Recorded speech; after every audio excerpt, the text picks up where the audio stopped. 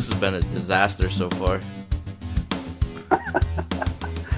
Well, you got the friggin' lawnmower going next door, or weed whack, or whatever that is. It's crazy. I sent you the audio, right? Oh yeah, you saw it. It's terrible. As soon as I got everything ready to go, boom, there he decides to trim some hedges. Terrible. Man, oh man. And Jason, he's delivering. He's doing Uber right now, so. Yeah, either he's stuck in the drive-thru again because another sports team. Yeah, he had to take one of his employees home. Did he really? Yeah. I said, are you kidding me? Back in the day, Ernie would have beeped the horn at me as he was leaving Trinity and watched me as I was walking down the street.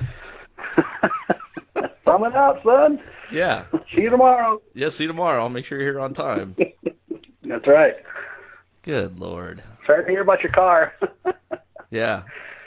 That's awesome. Breathe some fumes from my Land Rover as I go past you here. Right? Yeah. Sorry, my Ferrari's only got 2 seats and Max is in the passenger seat. Your ass out. Yeah. Yeah. So we're waiting on Jason. No worries, man. But, actually, we're not going to wait on him. We're just going to roll right into this, so who cares? We're pros at this. Actually, you're the new co-host of the Radio Impound podcast.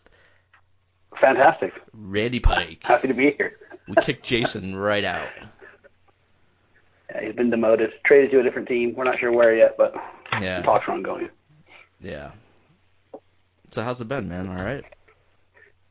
Yeah, man, busy. I mean, a lot of travel the last couple of weeks, kind of like the Manufacturers Cup and April Fools, and just a lot of software testing for Tekins. And then just trying to keep up with the industry. The industry's in a funky place, as you know. Yeah. So it's been a little weird. Yeah, I'm not making any money doing this. Yeah, I can imagine not. I mean, I don't think anybody's really rolling in it right now. I mean, just everything's just sketchy. Sketchy. I don't even know why I'm doing this. Except for Jason. Oh, yeah, Jason. Exactly. And then he takes these side jobs with Uber. Jeez. He wants more money. Yeah, now he's just rubbing it in our faces. I don't understand. Jeez. He's just trying to monopolize everything he can get his hands on. Yeah. Can't even leave Uber alone. I'm waiting for him to message me. How you been? Chat. And he said he'll join us. I was doing great. I had a great day today until we started trying to record this thing. So quiet here all day, and all of a sudden, you got to record a podcast? All right, I'm going to start up my gas trimmer. How you like that? Yeah, hold my beer. Yeah. And Jason's like, okay, we're going to go at 5:15, and then we'll get Randy on around 6. I said, yeah, that'd be good. No word from Jason until about 6 o'clock, and he's, playing Uber. That reminds me of one of the podcasts he was talking about how before cell phones and all that stuff, he was always late meeting his buddy at the mall. It's just like, because you're still doing it. You're late again. Oh, my God. You listen to the podcast? Yeah, dude, all the time. Oh, my apologies. No, it's how I learn. There's always something interesting to listen to those things.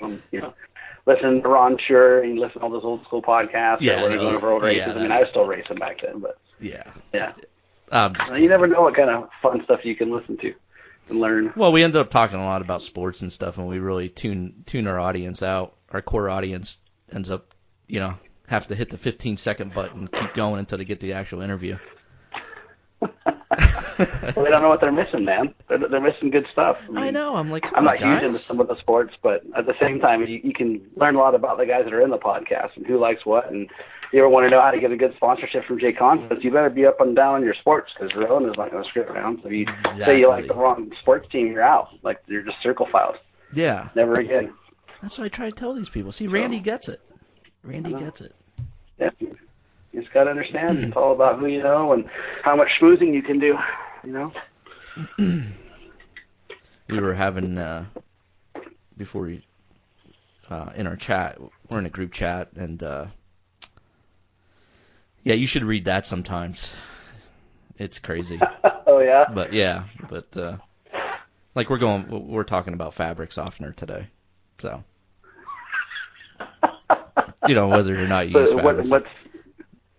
Whether or not you use it, and then is there like favorite scents? I mean, Yeah, you're like a Downy guy, or yeah, more of a Snuggle? You like the Bear?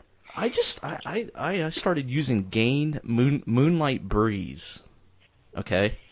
All right. The detergent. So I was happy with that. I was like, hey, this smells great. I love it. It reminds you of something like a Jolly Rancher or something.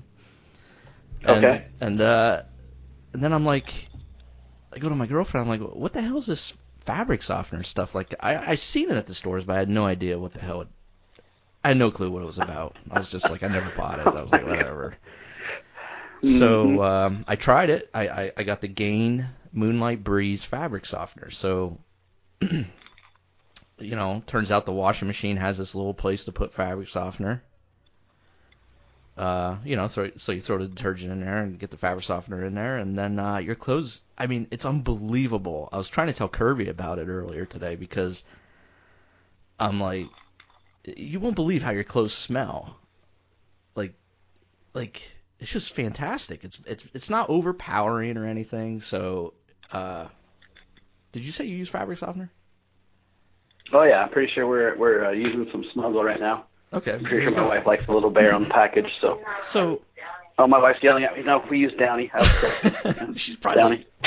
Like, what the hell are you talking? Who are you talking to? No, she's in the office with me. She's familiar with the process. Oh, okay. Yeah, right. if I'm wrong, she's happy to point it out. She's pretty good at doing it. So. Yeah.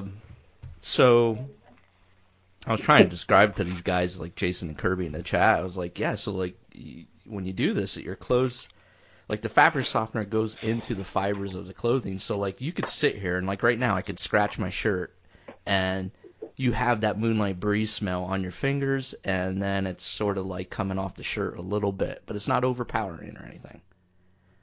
Mm-hmm. But it's fantastic. Yeah, I love it. It's like a scratch and sniffer, like after the first week, like when it goes away, but then you can still smell it. Exactly. Yeah. Exactly what I said to them today. Just enough to like recover your bad day. If you're having a bad day, you can just scratch the sleeve on your shirt, and it turns into a great, wonderful day. Absolutely, like you get it, man. Dude, this is great. Well, I mean, I gotta understand it. If I'm the new co-host of the show, I mean, right. There's important things. I have to be on point. Yeah. Wow, I'm glad you. When are you gonna break? When are you gonna break the bad news to Jason? Yeah. When he comes on the show here soon. All right. We're gonna hit him with it. I didn't get an answer from him if he uses fabric softener or not. So we'll find that out when he logs on here. Well, when you make that kind of money, a lot of times you just don't rewear your clothes. You just throw them away. So you know what? That's true. He wash his clothes. You're absolutely right. He gets that. I don't know if he still does, but we'll have to ask him. But he used to get those the clothes like every month they sent him a new package and he opened it up to see what's in it, and if he liked it, he kept it. If not, really? Yeah. Yeah, I was like, that's something like rich folk do. I can't do that. Come on. I'm on eBay looking for used clothing. Stuff. Yeah, right. I'm right there with you. Yeah, I'm over there, sewing up holes in my pants. So. Oh man, this is crazy. So that's funny. I don't know how we got on that, but we're talking about my chat. So. Yeah, you're talking about the new group chat that I'll have to get into. Oh, you can't get into that. That's private. No. Well, there's a fee. I mean, I'll give you my PayPal address. Got it. Yeah, another small donation to the podcast program. That's that members only part. Yeah. Maybe that's something we should expand on. Members only. Ah, I like it. Yeah. So we gave away the before the show. I put up a video. We gave away the plaques that I see you entered the contest. You liked the post. You're trying to go for the Ryan Mayfield TQ plaque from Psycho Nitro Blast. It has to go on my wall with the rest of the stuff because I kind of stalk him. So I've got like a little shrine in my office with Mayfield stuff in it. I don't tell everybody that, but okay. That's why when I got the body and I won the body, those guys were giving me a hard time because I was going to keep it, but I ended up letting you go ahead and give it to somebody else. But I got a lot of flack for that, but they just don't understand the shrine. Be updated from time to time. Yeah, that's all right. I had a Joel Johnson shrine when I was growing up. See, that one, I might not give anything back. If I want some Joel Johnson stuff, I got to be honest. I know I wouldn't be giving it away. I'm keeping it. I'm just telling you right now. So yeah, he was the man back in the days, man. That was. I think I started racing back in like the early '90s, and I remember getting like my first Joel Johnson motor, and his freaking faces on the motor. You're Yeah. like, I don't even want to put this in the car. It looks way too cool. Yeah, absolutely. As I say, this weekend I actually was racing against Gotti Jr. Oh. It was funny because I've never gotten a chance to drive with him. But it's one of those things where, like, when you grew up doing this, those were one of the guys. Like, that was one of the idols. I mean, he's like one of the original godfathers of RC, right? And I kept joking about it with him, and he's like, "You're making it weird." I'm like, "That's the whole point. I'm totally getting in your head right now. You're going to get screwed up in the race." Yeah, mine. Like, you're probably right. I'm like, yeah, exactly. So it's like one of those things, but it was cool because you start talking about some of the old school stuff, and my first race car was a Losi. I was right after the gold pants kind of stuff started, but my first Losi was a Junior 2. You can remember that far back. And it was like a budget entry level race car kit that came with a VHS tape for instructions. Wow. Yeah. Mm-hmm. Yep. Yeah, that's back there. He thought that was the funniest thing ever. Oh yeah. Back when we used to slip the ball diffs because there weren't no slippers yet. We used to slip the diff. Yeah, that's right. Mm-hmm. Turn it back. Yeah. Whatever. Yeah. Damn. It was funny. We were going over some old stuff. It was pretty fun. Me and Kendall were having a good laugh. Yeah, we're trying to get Junior on the show sometime. That'd be good. Yeah, that'd be awesome. Yeah. Oh, heck yeah. Yeah, you should try to see if Kendall's got time, too. He probably doesn't necessarily have all the time in the world, but if you can set it up ahead of time, he'd be a fun guy to get on that podcast also. Yeah, I think we had him a while back on, but yeah, it'd be cool to get him back on the show again. Wow. I think Jason says he's dropped off his Uber thing here. Let's see if get him on. Well, he always picks up the call like at Starbucks, right? And that's kind of he's probably trying to time that out, right? So you can order while you're on. I gotta admit, it's a little uncanny. It's always in the Starbucks drive-thru. Yeah. Yeah, this show's crazy. We just He's always in the Starbucks drive-thru. Got to get his berry refresher, his large. You say that all the time, though, but it's funny how it is somewhat. Even though it's all over the place. Sometimes I throw in the peanut butter jelly sandwich in his order too. Yep, just being honest. It is. No, it's done on purpose, but I'm sure in the background it's probably completely chaotic. Yeah, what's going on? There he is. Yeah, there he is. So you done? Did you turn on? You're done delivering your employee there? Yeah. I was telling Randy back in the day, if that was me, Ernie would have been beeping the horn at me as I was walking home. Yeah. You're a nice guy. Yeah, I guess that's what it is. Yeah. So, Jason, real quick, Randy and I were discussing fabric softener because we were talking about it in our chat. You never responded. Do you use fabric softener? Because you did post one time about you're using the little, not pod, or I guess they are pods, right? Yeah. And you throw them into the washer. Do you use fabric softener too? Yeah, you throw a little sheet in there, right? No, the liquid. Well, I guess I should have made myself. Well, actually, I did in our video in the group chat. I used the liquid fabric softener. Okay. Yeah, Randy, what do you use? Liquid? Yeah, we're into the liquid stuff. Yeah, we've got one of the newfangled machines, so yeah, liquid downies and stuff too. Yeah. I haven't seen the liquid yet. So you mean are you talking about dryer sheets, Jason? Yeah. Oh no, I'm talking about the fabric softener you throw into the washer. Oh, I get it. You put it in the washer. Yeah, So I was thinking about that. So they call dryer sheets fabric softeners? No, that was just me not knowing okay. what I'm talking about. I wasn't sure because I'm just learning about all this stuff, but I'm 44. What am I, 40? Yeah, I'm 44, and I'm just learning about detergent and fabric softeners.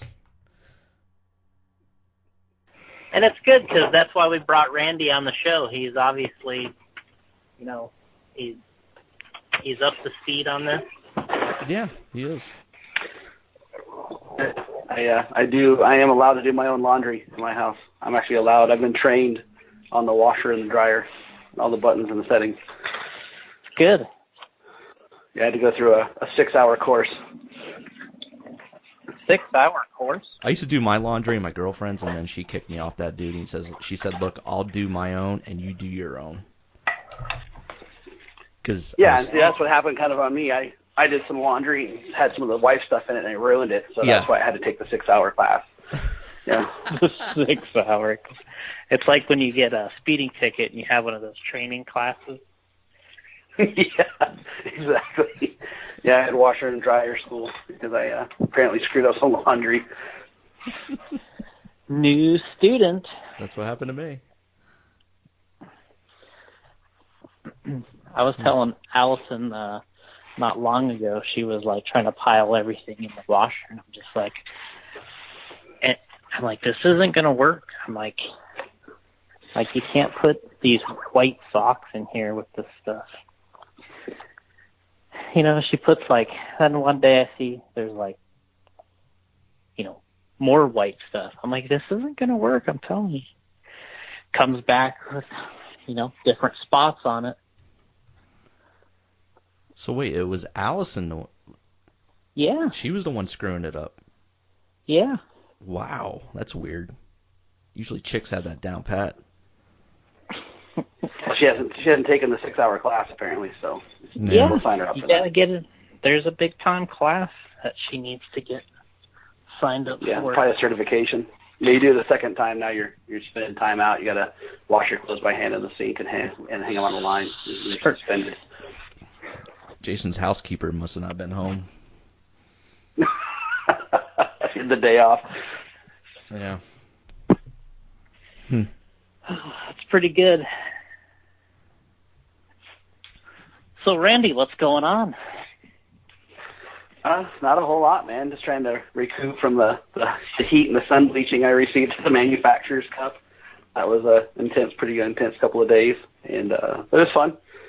And just trying to catch up on the email logs at this point. There's so many things that you don't get to answer when you're out racing and stuff like that. So you have to catch up with all that stuff. Filter through all the race reports and all the issues that the guys are having team-wise. You know how that goes. Mm-hmm. I lost this weekend because XXX. Yep, and I found this issue with this, that, and the other thing, but I forgot I didn't turn the setting on, and it was my fault the whole time. Oops. Yeah, no, we pushed a big software update out to the team and out to the public last week and the week before to the team, and it's got some pretty cool settings to it that basically allow you to make it feel like a brushed car. So for those of everyone's, for example, like Jason's ran a brushed car before, you can actually make your brushless stuff feel brushed and basically set those settings up. And for those of us that are driven, and once you get used to it again, it's amazing how consistently you can get around the track at great speed without really having to overcompensate some stuff. So, we had settings like that, and the team obviously gets the mobile apps pushed out to them a little bit early as well for software testing and making sure there's no bugs. And so that's a lot of follow-up with that. So I've been catching on for the past couple of days. So it's been good. Wow. Interesting. That is, make it feel like a brushed motor. Yeah, so it's software that I've been testing for about off and on for 6 months. It's obviously taken a while to get there, but basically one of the complaints I've always had with brushless stuff is that it just never quite had a connected feel. You can get it really good, but if you ever stopped and put like a 12 double back in your car and went and drove it, you're like, it's not even close still. And for someone like me, or for example, someone like Jason, even yourself, that we ran brush motors, we grew up with that feel. It feels like a regular car when you drive it on the track. If you lift a little bit, the car slows a little bit. With brushless, you never get that. I'm one of those drivers, I never go to neutral. I'm either on the gas or I'm on the brakes. I'm never going to neutral. So for me, drag brake is useless. I'm never using it. So the traditional drag brake systems that we offer, that everybody offers for that matter, are all reliant on the speed controller seeing neutral to turn that feature on. So with this new software, if I'm at 100% throttle and I lift to 90%, the car slows to 90% automatically. And so like going around an Astro track turf or something where your inputs and stuff have to be extremely smart and smooth and gentle sometimes so the car just can careen off the track at great speeds, this helps. And so I've been testing this off and on in various dirts and 8 scale, 10th scale, carpet, Astro, everything, and it's pretty amazing where you can get to that 99% of speed on the track, and it doesn't feel like you're working as hard to get it. So it's not for everybody. Not everyone's going to like it, which is why the feature has a checkbox. You can literally just turn it off, and then it's like everything else. But if you turn it on and take the time to make those settings work for you, it's actually it's extremely repeatable, which is nice because that's something that brushless has just struggled with, in my opinion. That's kind of interesting. I mean, I never really thought,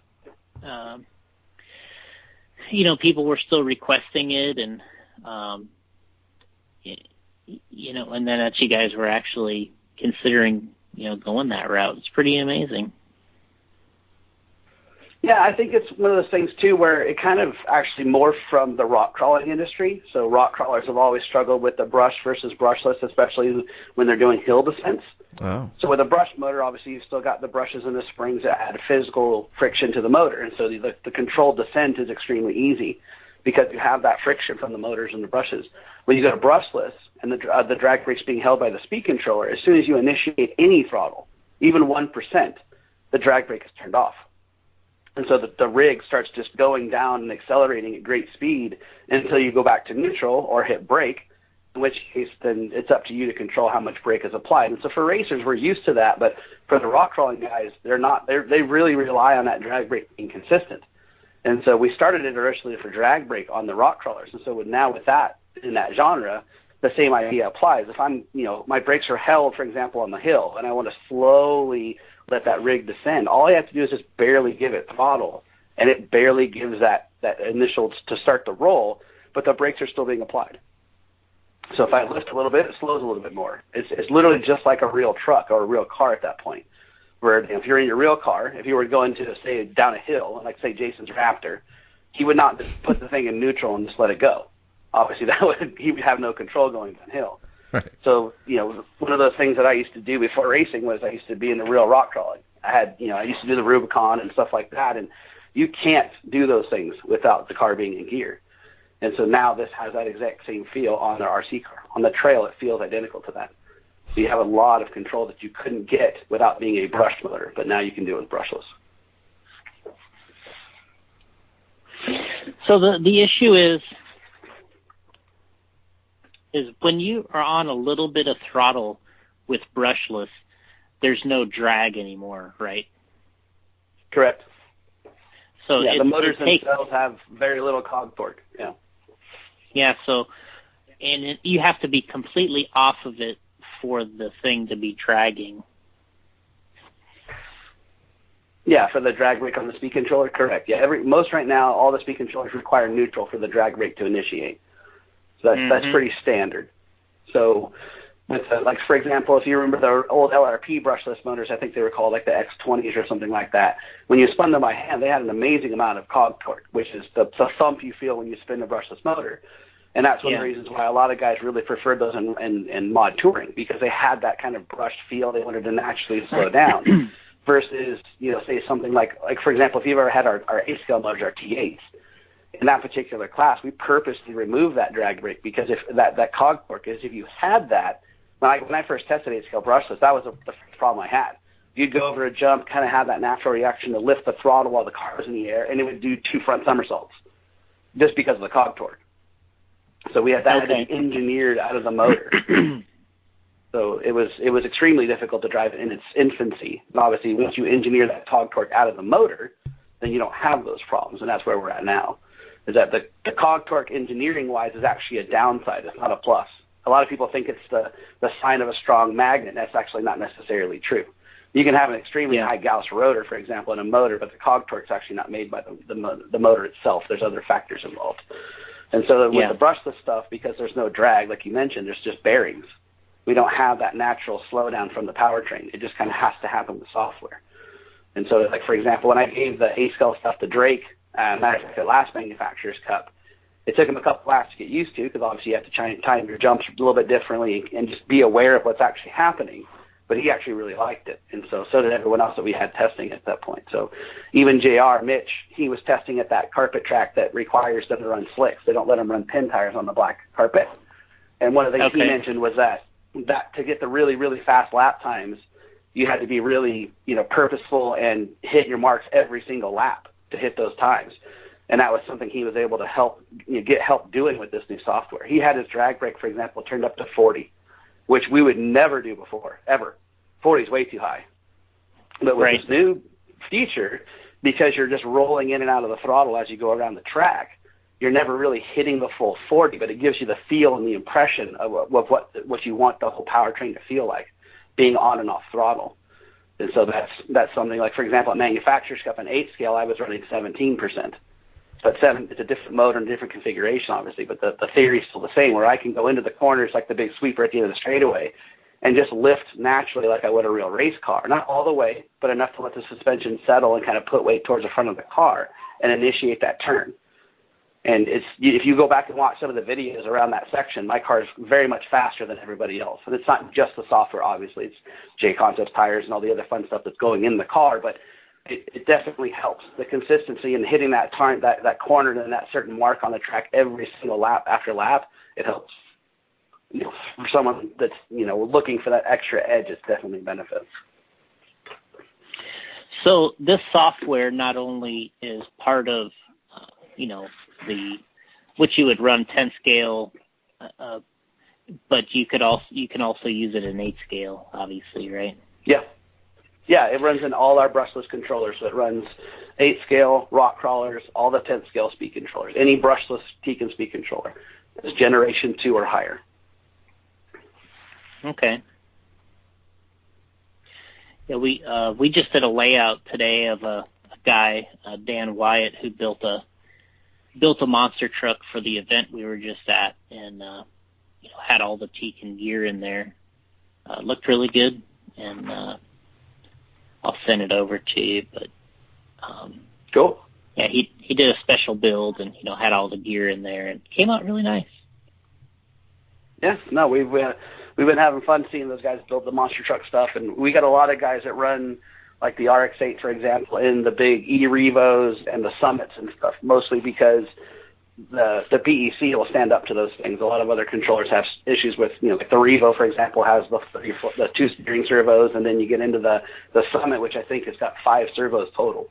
2 to steer it, 1 to shift it, 1 for each locker. So it's got a lot of stuff going on in that car. Right. So, yeah. But monster trucks and even truck pulling, we've got a lot of guys that are big into that stuff, and they run like our Pro 4 HD motors or our Rock 412 HD motors just because of the torque they make. I mean, those are damn near 8 scale motors, but they fit in a 10 scale application, so the guys like those quite a bit. Yeah, I did. I got that little brush speed control from you, and that thing worked really nice. Yeah. Yeah, that thing's tiny. It brings you back to the old Quantum days when everything was small. Yeah, I mean, I don't even know. I think is it smaller than the Quantum? Yes, it is actually smaller footprint-wise.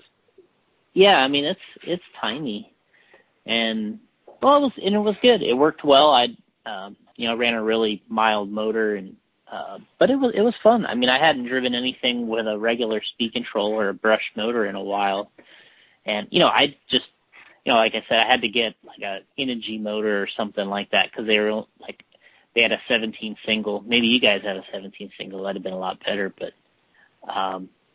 that's what I put in there. And I didn't even I don't know if you're supposed to break in brush motors. I just took it out of the package and took the ugly label off of it and soldered it up. You remember doing that? Come on, man. You had to break in the motors back in the days. Yeah, you did. You ran it on something and, broke in the brushes. Yeah, that was the stock guide. Yeah, a water break-in. The water That's break-in. Horrible. Yep. Oh, guys do that stuff now, man. They'll take our brand new brush rock crawler motor and they'll dunk it in water for 10 minutes and ruin it because back in the days, if you remember that stuff back then, the brushes were super hard, and so the only way to get them to seat in was putting them in the water, which acts like sand to the stuff that is today. And the stuff now that we use, the brushes are nice and soft. So 10 minutes water break-in is, 300 hours on the trail. It destroys them in 10 minutes. It's horrible, but yeah, it's really bad. But back, 17 single stuff, we don't make a 17 single just because it doesn't get used in much of anything, but we easily could. But I think the lowest we go right now is 35, or the highest that we go is 35 turn. But yeah, I mean, it's the brush stuff. I mean, how did that feel when you drove it? Did it like riding a bicycle? You're like, oh, I remember this. Did it feel familiar? Honestly, the truck is so different. It was really hard for me to make a comparison, but it was slow. It definitely wasn't very fast. It wasn't a 12 double in your two wheel. No, definitely. No, it didn't feel that good. Yeah, that's awesome. So that's the latest software, and what generation speedos are you on right now? What's the name of those? So it depends on the model. So for example, right now the RX-8, which is our 8-scale controller that also goes in like full drive, short course, and things like that. That's on the Generation 3.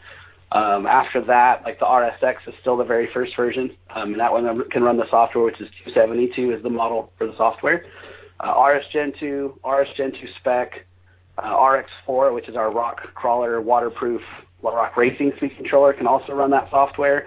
And there's actually a caveat on some of these as well, as I'll bring up after that. But any of the current Generation 2 or higher Tekins brushless controllers can run that stuff. And there's actually another feature in 272 that for rock crawling, again, it was kind of initiated, where you can take a third channel on your radio and program it to actually actively adjust your drag brake. So you can just hit your button a couple times and it'll up your drag brake or lower your drag brake on the fly, which is pretty neat.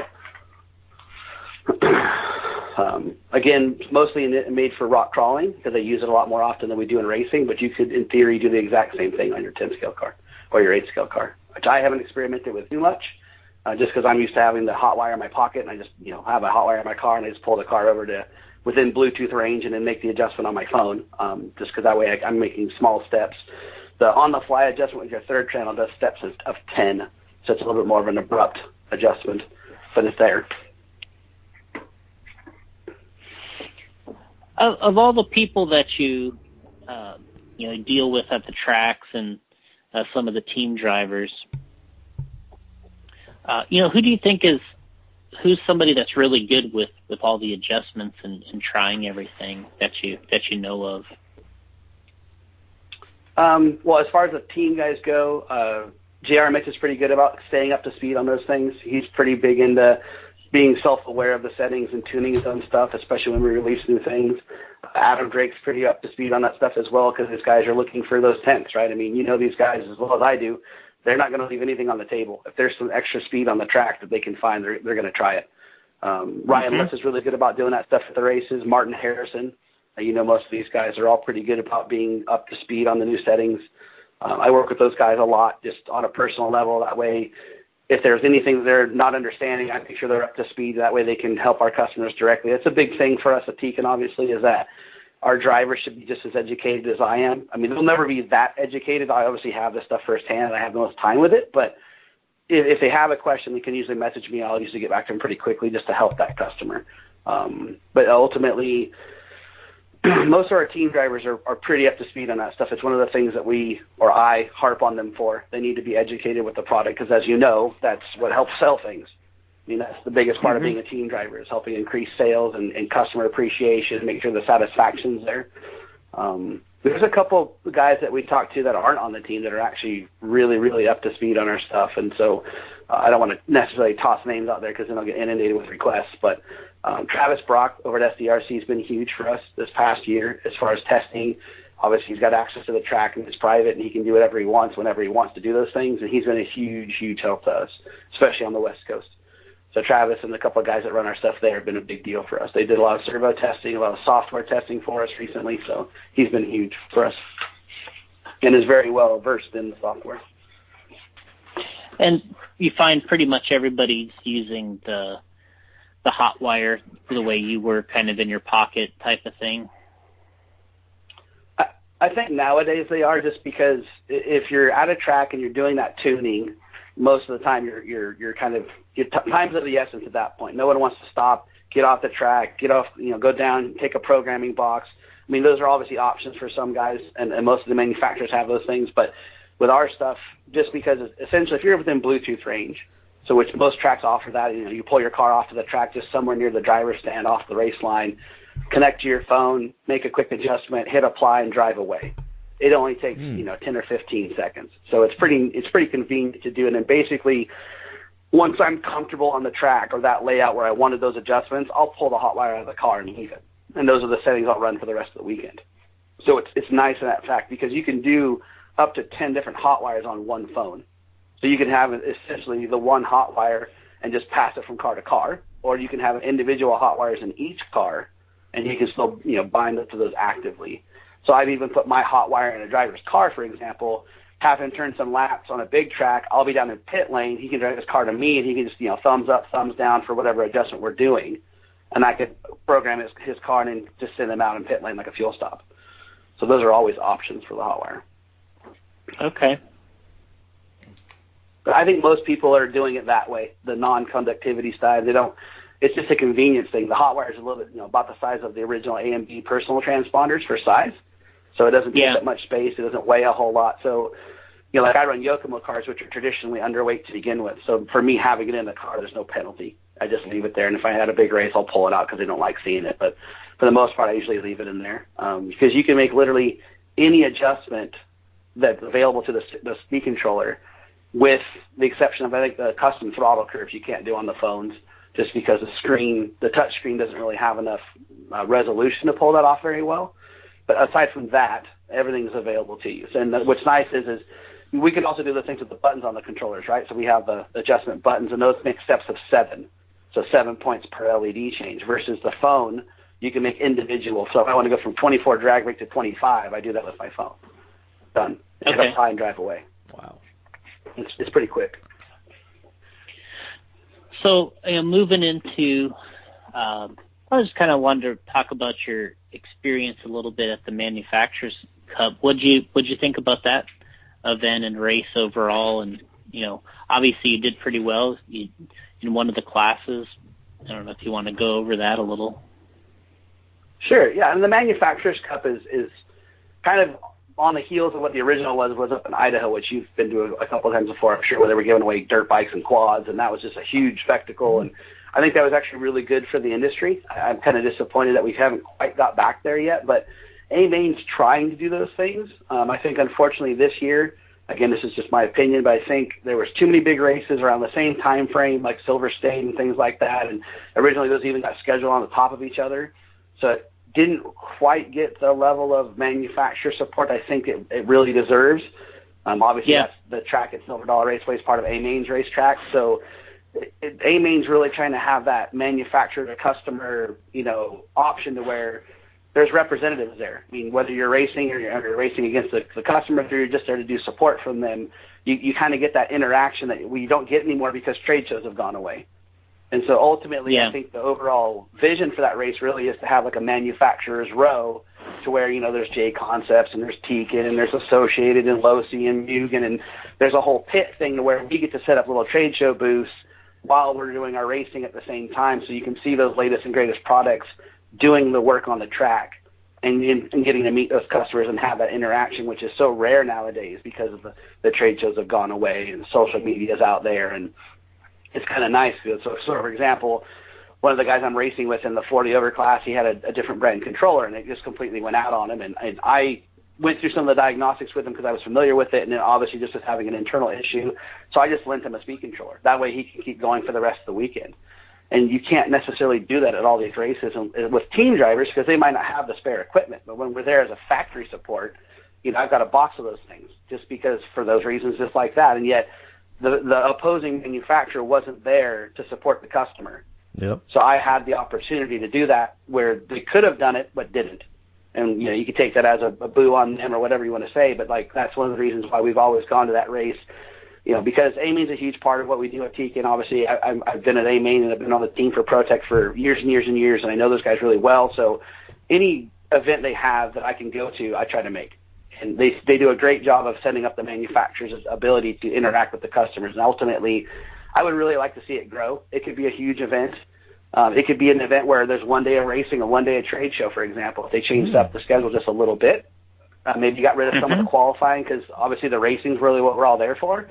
if they kind of took the Reedy race format they had for the pro classes and maybe just cut it in half and made that for, the open classes and everything like that, accumulate the points and then have a race off at the end for the guys who have the least amount of points going into the final, then that'd be rad. And it'd be a good, bragging rights thing. And then you still get the manufacturer cup to actually accumulate the points total, not just the pro classes for Nitro. It would be open electric and maybe short course or whatever the classes are. And those would actually affect the manufacturer's cup, because now you're involving your customers directly with the points. So for example, if Mugen had more customers that are driving and they won more classes with customer cars versus pro cars, they could still win the cup.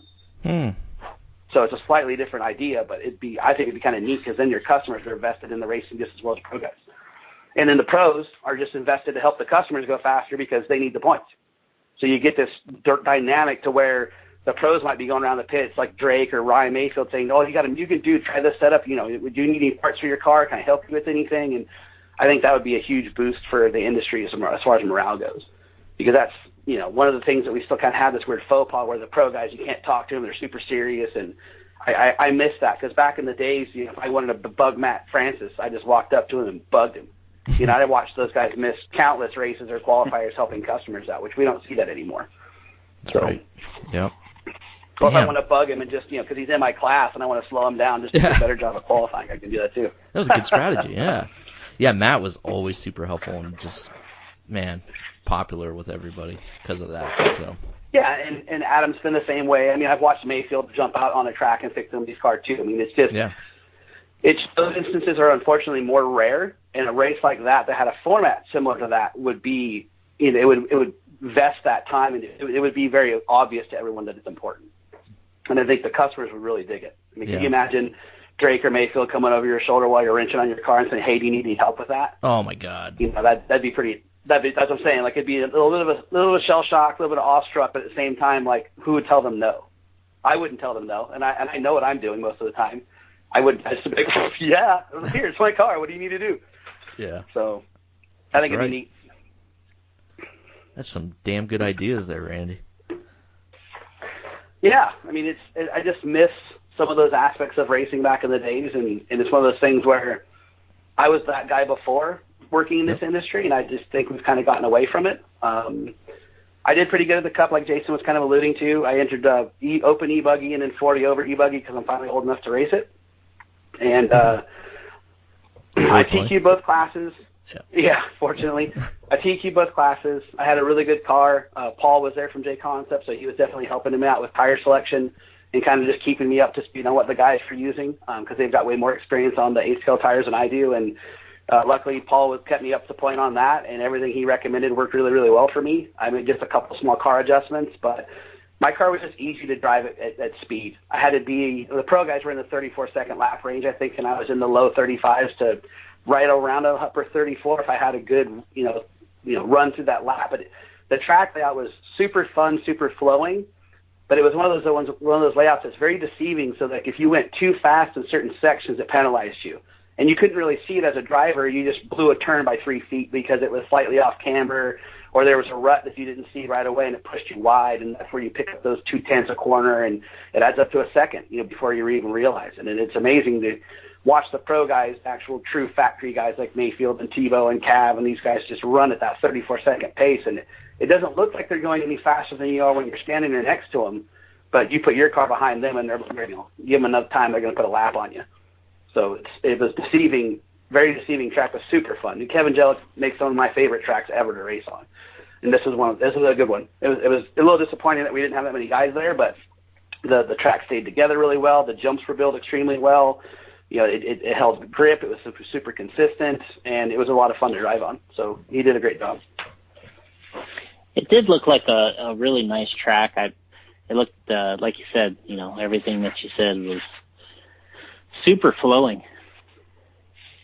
Yeah, it was super flowing, and it had a lot of places to pass, which was awesome, because one of the things that I get bummed out is when you go to these tracks and it's fun to drive by yourself, but it sucks to race on. And so, I owned a track for a short period of time, and that was one thing I focused a lot on when I made layouts, was that I wanted to make sure there was places to get racy with each other. Too many times I've been to race tracks, and I'm sure you have too, Jason, where the track is one line, and literally you were either pushing someone into a mistake or hoping they make one on their own. And that's just, for me, it's not a lot of fun. I mean, it's not a lot of fun as a driver. It's not a lot of fun as a spectator. It's kind of a nail biter as a team manager. It's kind of hard to watch, but I think a lot of focus making tracks really needs to be on the racing aspect of it. Give them a couple sections to race. Give them a section where maybe there's a place to gamble, but there's also a place to, pull your cards and take your money off the table and play it safe. And giving the drivers that decision, is kind of nice to have as an option. So, but Kevin Jellick does a pretty good job of doing that on almost every layout that he has. He's a racer himself, and he knows what's fun to race on, and then obviously give the opportunity to have some heads-up racing with those guys. There were some amazing passes between, like, Cav and Ty on one round in specific that they passed each other, I think, 5 times on one lap. And all it took was one guy, Cav went in a little hot on this corner, and he gave the corner up to Ty, and Ty would blow the next corner and give it up to Cav, and it was amazing to see the spectators' reaction to that stuff. And that's, as a spectator, that's what you're there for. Y'all know those guys are fast. I want to see them race. As far as right now, with what are you still working with A-Main as well? Yeah, I'm still working with A-Main. I just do a lot of product testing for them and just kind of make sure that the team. I don't really have their team. They have a lot of automation of their stuff, so I don't have to worry about authorizing team orders or doing anything like that. But I make sure that the team drivers are aware of the latest products and what they're for and how to use them. If we do any new product testing like software or chargers or batteries, I do a lot of that stuff before it goes out to the public. I kind of work with Chad Bradley on that stuff. Chad's a pretty good guy to work with on all those things. Or if we're having issues with specific hardware, the team's usually the first one to start seeing that stuff because we put the most time on it. And so I make sure that I get to the right person who's in control of, fixing that issue or being up and up on it. But a lot of it's pretty straightforward. I mean, the ProTech brand has been something that they wanted to really kind of separate a little from A-Main, just because A-Main's big on building the dealer group and making sure that their race brands are obviously not affecting the dealers. They want to make sure that the dealers get the sales primarily as well, and at least have that opportunity. Like, for example, working with the OCRC guys, ProTech's a big brand there. Jake Sayer does a great job for us and ProTech. He pushes the batteries and the servos really, really well, and for him it's easy if you talk to him about it. They're really good products. Some of the best batteries, if not the best batteries in the industry. I mean, the servos are pretty straightforward. They're kind of a no-brainer. Mayfield runs them, so does Adam Drake now. And that's probably where I kind of come into play, is that more silent behind the backgrounds, just making sure that those guys have what they need. Any input they have on the product, it's filtered to me, and I give it to Chad or whoever else needs to hear it. And that's probably more or less what I'm doing for A-Main. I don't do a ton of stuff extra for them, but they make my job pretty easy there with what stuff I do have to do for them. And then you kind of touched on earlier that you had a track for a short period of time. Is there any, stories or input you could lend out there, I guess, about having a track and being involved with a track and that type of thing? Yeah, I think early on I owned a hobby shop. I think it was back in the early to mid 2000s for a while. It was just a hobby shop. My wife helped me work that, and we had a lot of fun doing that. And that was for 2 or 3 years, and we closed that down just because the market just wasn't there in that particular area we were at. We lost that anchor store to the shopping center and stuff like that, so it affected us quite a bit for sales. But that's the same time the economy was kind of taking a dig. So when I moved to Reno about 3 years ago, and there was a local indoor track here. And I think 3 months after I moved here, they made the announcement they were going to close it. And so my goal at that point was to try to obviously not let the track close and kind of get involved. And we ended up kind of taking over the track. And my goal at that point was to kind of get the experience, influence what I wanted to influence, and then make it profitable so I could turn around and sell it, which is what we did. And owning a track is a lot of work. And I think the racers don't necessarily appreciate the amount of time that they don't see behind the background that's actually happening, just so they can have that entertainment level. So for me, at a club level, I always looked at club racing as entertainment. It's like going to the movies, for example. So if I'm going to a club race and I'm going to spend my $15, $20 on my entry fee, there's a couple things that I would expect as a customer. I would expect that the racing starts at a decent time, that it's kept on schedule, and that I enjoy the experience. And so that was something I pushed really hard to our racers and our customers, was that I'm here for you guys to do this stuff, but at the same time, if you're in a movie and someone's acting like an ass and making a bunch of noise or throwing popcorn, then I expect someone to handle that. And so we had those expectations at our track. So, for example, if you were having not your best race day, you were throwing a temper tantrum or throwing a fit or whatever your problem was, then I would just calmly walk up to you and say, You either need to sort this out now, or you can go home and I'll give you your money back, and this isn't your day. And I only had to do it twice. And everyone realized that I wasn't, really screwing around with it. I took it very personal that you were, basically ruining it for everybody else. And that's how I explained it to most guys. And so if you're not having a good day, just leave. Like, it's okay. Yeah, we all have bad race days, and maybe it's just not the best time for you to be here. So pack it up. Come back next week, or come back Wednesday, or whenever the next race day is. It's just go home and walk it off. But I think too many times that it's taken for granted, like doing track changes, for example. Is a track change is $1,000, $1,500 really fast. You got to get the equipment, the fuel, the time, the track's down. So you're losing the income on the practice fees or the race fees on that weekend, and just the time spent, doing that stuff. I mean, I had a lot of volunteers that we compensated with race entry fees for their time, because I feel that everyone's time's worth money, including my own. So those guys would, like when we had our J Concepts Concept race, for example, I had 8 guys that worked the entire 2 days that I was there doing the track change, and those guys raced for free the entire weekend. That's how we did it. And so we definitely get the help, and that was one of the amazing races that we had there, probably after the first 4 months that we owned the track. It was a huge success for us, got us finally on the map as far as Reno having a professional level RC track that no one knew about. I mean, including you, really. You didn't really even know that track existed until we did it, which is awesome. Yeah. We got JR Mitch to come out, and Matt Olson, and Rudy Rico, and half a dozen other pretty high-end pro guys to show up, and it was awesome because the locals had never seen it in person. There's a lot of guys here that don't travel. They didn't go to A-Main, or they didn't go down to L.A. and see these guys race, and they all thought they were fast until JR shows up and Olsen shows up, and they're getting waxed, and I was like, they thought I was fast, and I had to, I'm not fast. I'm pretty quick, but these guys are fast. If they're putting me a lap down in 6 minutes, this is what I was trying to explain to you, that I'm pretty quick, but I don't consider myself to be fast. And like, oh my God, that guy just pulled off a 19-second lap, and we're in the 22s. And I was like, that's what I'm trying to explain to you. You're fast, but you're not. There's another level you guys don't get to see.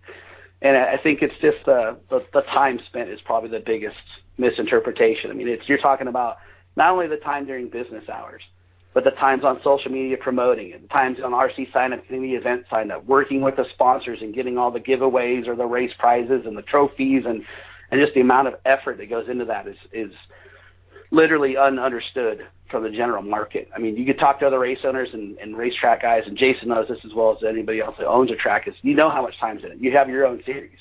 I mean, if I asked you how much time do you put in the JNS series, you'd be like, days, weeks, every week. I mean, it's exhausting at some time, but it's also extremely rewarding when it works. And I think that the club racers really need to appreciate the amount of time that's going into that, entertainment value at some point. It's immense. It's an immense amount of time. A few weeks ago I got kicked out of the movie theater for throwing popcorn around. Funny again, you mention that. Dude, again. Yeah, of course. Ask Carrie. She stayed and watched the movie. I had to get out of there. All right. I don't believe that. All right. Well. So actually, this question could kind of go with what you're talking about, but from John Bolton, he says, "Are you a modern racer or an old school racer? Where the modern racer track needs to be set up for your car, or old school where you'll race on anything?" I will race on any track, and my only caveat is, as far as me having a good time, as long as the surface is consistent. And what I mean by that is I've been to tons of tracks where the track consistency itself, whatever that surface is, whether it's dirt or carpet or AstroTurf even at times, where it's doing one thing in the morning and it's doing something completely different out in left field in the afternoon, and then in the evening it's just even a third area where you're just like, I can't, this is just ridiculous. And unless you're local where they know that cycle by heart, it's extremely hard to be competitive. So for me, if there's going to be, like, for example, that's why I like carpet and AstroTurf. I'm not saying I'm lazy necessarily, but I can count on what that surface is going to be like every single time. There's other tracks like OCRC and ICRC over in April in Utah where that track is the same. Once if they water it, it's going to do this. If the track is drying out, it's going to do this.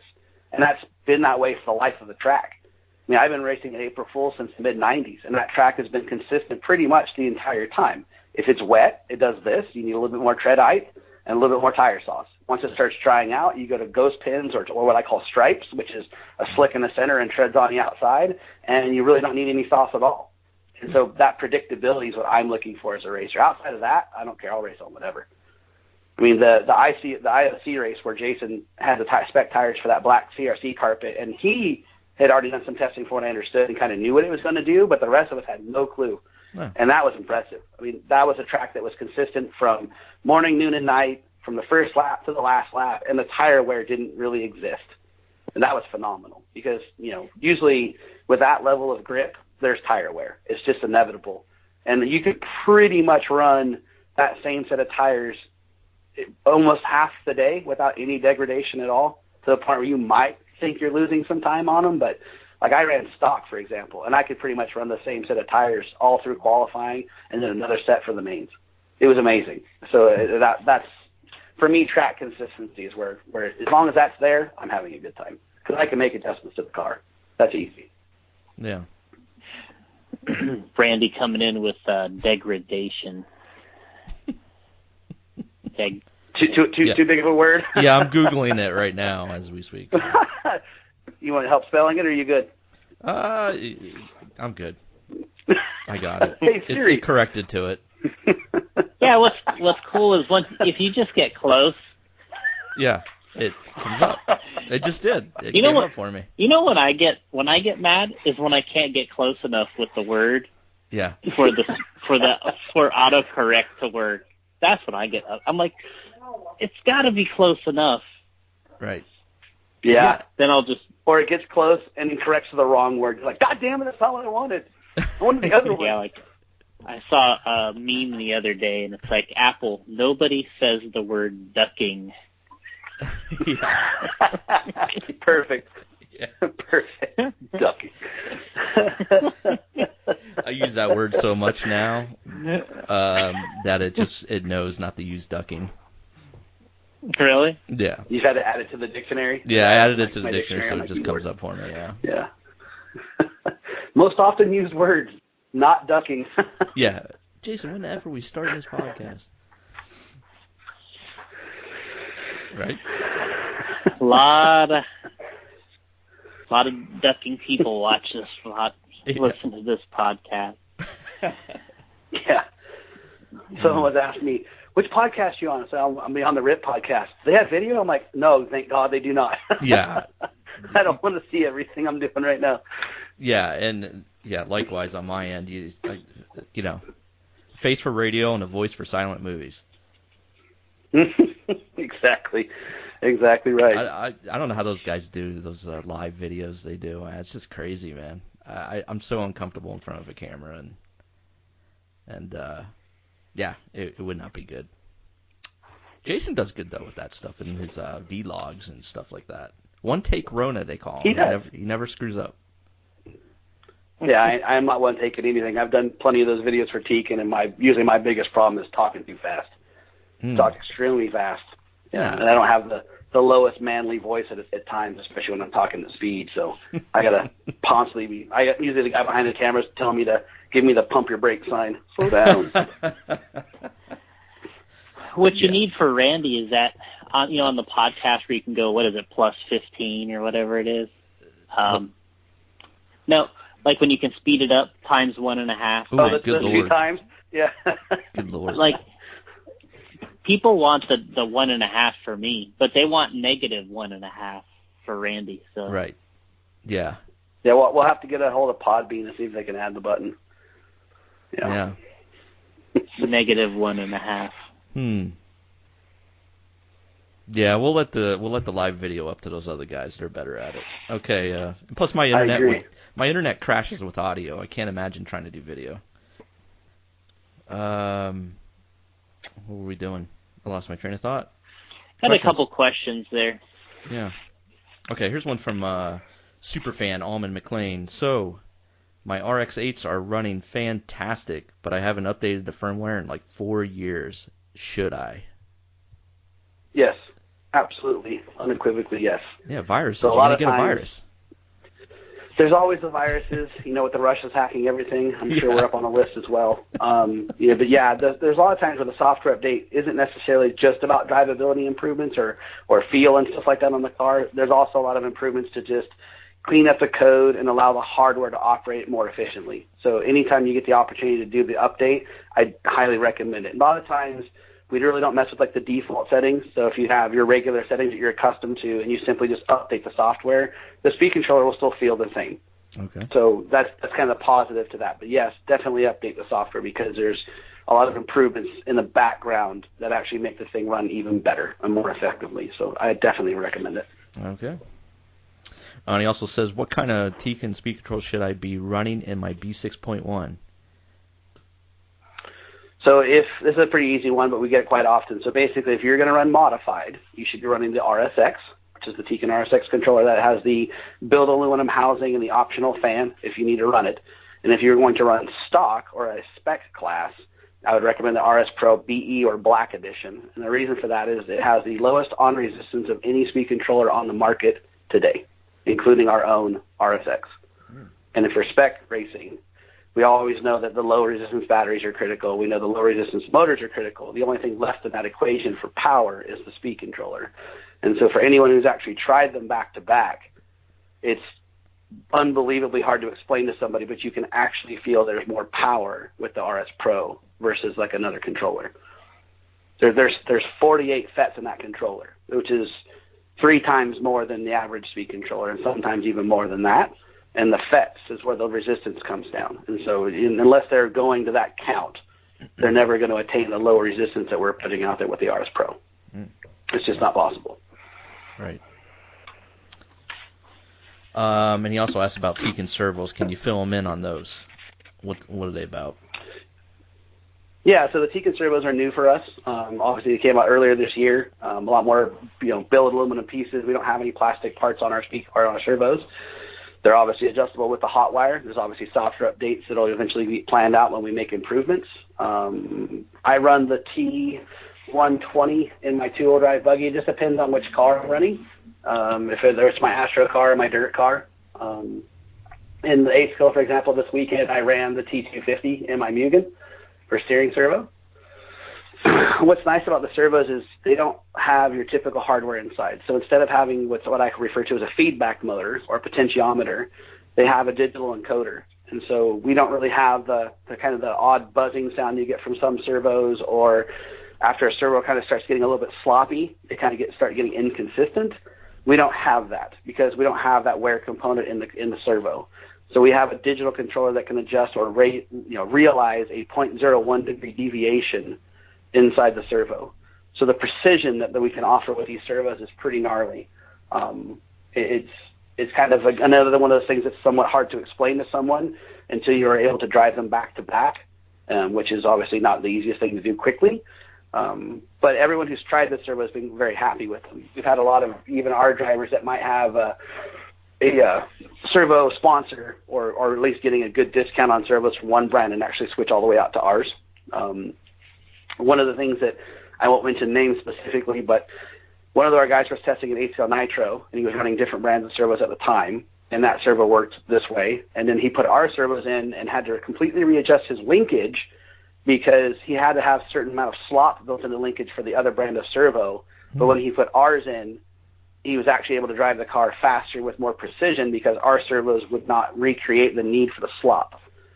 So that's something that, again, is kind of hard to emulate. I mean, we realize that these servos are on the upper end of quality and sometimes obviously cost, but there's a premium to be paid for when you have this level of equipment. And basically, with the digital encoder, the software improvements that are ongoing, you can obviously tune the software in the servo, which is funny because a lot of servo manufacturers have that adjustability, but you usually have to use like the transmitter or some kind of weird PC link or something like this. And since everyone's already used to having a hot wire, if you're a Tekin user, you literally plug it in just like it's a speed controller. So you're already used to that. And then you look at the interface, and for example, one of the things I play with the most is the correction level. So you can change the level of correction that the servo is trying to accomplish. In other words, do I want it to be mild? If I'm on an Astro track where I don't want the car to be super twitchy, I can turn the aggression level down of the correction. So my car has a normal feel to it versus on a dirt track where I want the instantaneous correction from hitting bumps or dirt or any sliding. I can turn that correction level up and actually change how quickly the servo is trying to make corrections from what I'm requesting as a driver. So in other words, if I want 20 degrees of right, anything deviation from that 20 degrees, you're able to adjust how quickly that servo accommodates going back to 20 degrees. And that's something that is pretty neat to play with on the track, because a lot of times you're on a track where the car just feels super, super twitchy, and literally it's because your servo is overreacting to those deviations. And so on ours, you could change it to make the car easier to drive. Oh.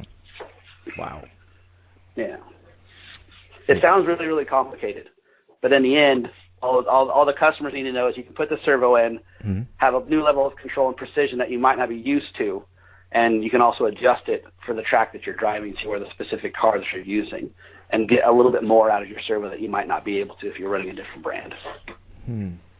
Okay, well, this question was from Rob Mangold, and he touched on some of it here, but he said, I just bought my second Tekins servo for my Nitro buggy, but I'm still not real sure how the hot wiring tuning works. Can you explain the ins and outs of the programming the servo? Okay, so there's a couple. The big features, I don't want to take the whole podcast explaining this, I probably could, but I'll touch on the most important ones. and Rob could message you, right, and get help on this. He's welcome to message me, yeah. Exactly correct. He can shoot me an email at rpike@teamtekin.com or hit me up at the Randy Pike RC page on Facebook. I'm happy to answer questions on either area. But the two biggest ones that I use just as a racer in general, I find myself using the most often, are the correction aggression level, so mild, moderate, or aggressive. Those are the ones you play with the most. And then the other nice feature is our servos don't have a mechanical lock. So you can actually rotate these things around 360 degrees ultimately for as long as you want when they're off. And you also get up to 5 full rotations when they're on. So that isn't necessarily something we'd use in any kind of racing format, but the rock crawler guys, for example, for using winch motors or some of these other features where the guys use servos to raise and lower the ride height of the car, they can actually hook a gear or a belt or something like that onto the servo and get, say, 4.5 rotations to go raise the ride height of the car. That's all programmable in the servo. So the other nice thing is you can literally drop the servo in your car when you build it, and before you turn the car on, you can actually hook the hot wire up to the car and center the servo with the servo software. So that you can literally get a lot of cars, for example, now where once you install the servo quote-unquote center on the car has to be 10 degrees to the right or 10 degrees to the left. And inevitably, once you put the servo horn on your servo, you can never get it there unless you use a lot of sub-trim. So, for example, you might use 35 degrees of sub-trim. With our servo and our software, you can literally put it at complete zero wherever the instructions tell you to on the model. And then that forever, at that point, is zero on the car. Wow. No sub-trim. The other thing that you get to do is you can actually set your endpoints on the servo with the servo software, and that way your EPAs are exactly the same, and they're always at 100%. What that does for the driver is it gives you maximum resolution on your radio. So traditionally, let's say, for example, on a car, I have my EPAs at 110 to the right, and I've only got them 90 to the left. Your resolution from left to right is now different. It's skewed. It's not 100% to the left and 100% to the right. But these servos, you can make up a mechanical change on the car, but still have 100% resolution to the left and 100% resolution to the right on the radio. That makes sense. So now your left and right are exactly linear, even though they're not technically linear on mechanical linkage. We can give you that effect, being linear on both directions. Damn. Makes me want to try it. Yeah. A lot different. I'm happy to send you one. Ooh. It is not like the old days. Yeah, it is not like the old days. I tested a lot of servos. I had a lot of access to pretty much a lot of different brands, and no one's quite doing it like this. There are some adjustments out there. Some guys have some of these things, but the difference really for us is that digital encoder gives us the option to do things you just can't do with the potentiometer inside. You can't do a 5-degree, 360-degree revolution with a potentiometer. The gearing doesn't allow that. So we don't have that on ours. So just because the digital encoder doesn't have to touch anything, we can do 5 full revolutions. You can get that perfect servo center on your car with the mechanical linkage and the servo and program it as such without sub-trim. So there are slight advantages. But again, when you're looking for those tenths on the track over your competitors, sometimes these things add up. You're like, what if you have, if you have time to give up, of course. Yeah. Well, you know, Jason, If not you all feel- of us are as good as you are. I can't afford to give up any time. I'm getting old. Yeah. I got to have advantages. I need advantages. Yeah. Well, there you go, Rob. That you can also message Randy if you have any questions there. And that's his second Tekins servo, so obviously he likes them. So there you go. Yep. Good.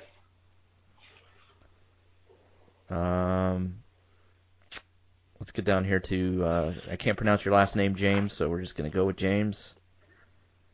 Boy, you might have touched on this too. Obviously, V272 firmware, active Drake. Yeah, never mind. I can't speak. Active drag brake. Active drag brake versus RPM brake. Differences between the two and when to use them. Again. Okay, I actually think I saw this question. So this is James Mikolajczyk, actually. So James is actually a driver. Mikolajczyk, yeah. So he actually was at the manufacturer's cup, and I did update the software on his controller. And so he's asking what the difference between active drag brake was and RPM brake. So Right. active drag brake is that brushed feel that I was referring to. So that's the checkbox to turn it on and off. Mm-hmm. And so the active drag brake one, if it's on, is obviously a jet point adjusted by your drag brake setting.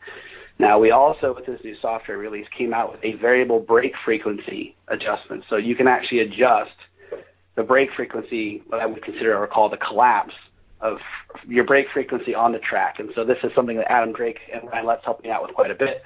One of the biggest issues with those guys, for example, since they primarily race 8 scale, is that all of us like really high brake frequencies on 8 scale because the high-speed sections where we're doing 35, 40 miles an hour, we really like the feel of a higher brake frequency. But prior to this software, when you ran high frequency, the lower speed sections where you might need to kind of whip the car around or really snap the front end down over a brake or over a jump, that high frequency wouldn't give you enough brake power because you really ideally want lower brake frequency at lower speed. So now with this new software, we can automatically control that brake frequency via the software to give you the best of both worlds. So as that car is slowing down, we can actually lower the brake frequency down to give that driver that same linear feel that he has up top after RPMs and higher speeds, that he now has that down at lower speeds, but also with the power that backs it up. And so that's the difference between the two. And to go through that level of technology, that would be a complete different podcast. I know we don't have time for that. But again, if they have questions with any of that stuff, they're welcome to contact me, and I can help steer them in the right direction. Yeah, Jason has time. I could just let you guys go on all night.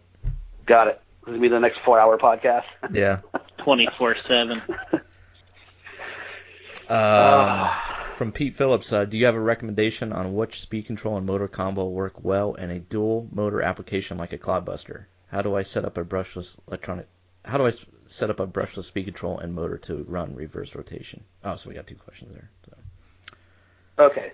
So anytime you're running dual motor brushless, you have to have 2 speed controllers. I know that question gets asked quite a bit. You cannot run 2 brushless motors off of a single controller, so you're running 2 speedos. A lot of guys just use a Y harness to run the speed controllers. You can obviously throttle mix them and kind of change speeds and do some other stuff, but it's more advanced. But to run on a Tekins speed controller, for example, to change the rotation, you just use the hot wire and choose reverse rotation in the setup page, or you can go into default profile motor type number 7, which is automatically reverse rotation brushless. So there's 2 ways to turn that on a Tekins speed controller. Okay. Do you have to do anything with the timing on the motor in the back versus the front motor?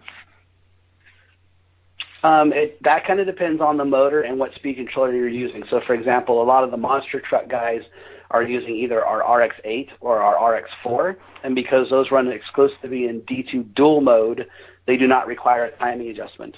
But if you ran, say, for example, a typical 10-scale speed controller setup that we use for racing, you would need to run your motor timing at 0 degrees mechanically. That way you're actually not running the motor retarded. So you were correct. That would on a traditional setup, yes. But on our stuff, on like when we start running 4-pole stuff like our Pro 4s, Pro 4 HDs, Rock 4s, Rock 412 HDs, or the Pro 2 motors even, those get run specifically in dual mode. So the CAN timing is irrelevant for us. We can program past it. We don't need to make any adjustments physically to the motor.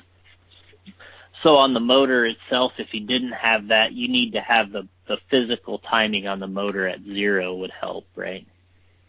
It helps a lot, yeah. So basically at that point, you can run the motor timing at 0 on the endo or the can, and then any timing you wanted to add at that point could be added through the speed controller. So correct.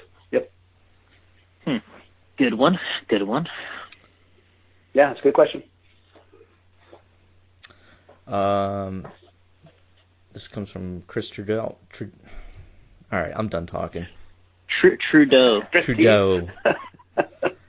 I don't know what's going on here.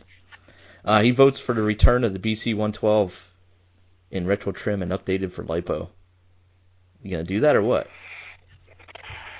That has been discussed actually. That's funny because I still have my original BC 112C charger, which is the 110 volt version, and I have now every now and then busted it out to charge one of my quads before. Mm-hmm. I've also seen it charge someone's real car battery at a race because they left their headlights on.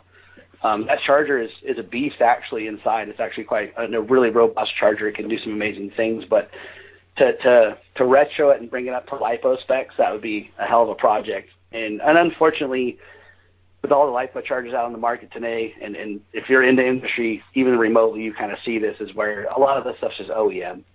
And to compete at that price point, to have something that, as cool as that would really be, it would probably unfortunately have to kind of be built on the framework of something OEM with, a different housing or something like that.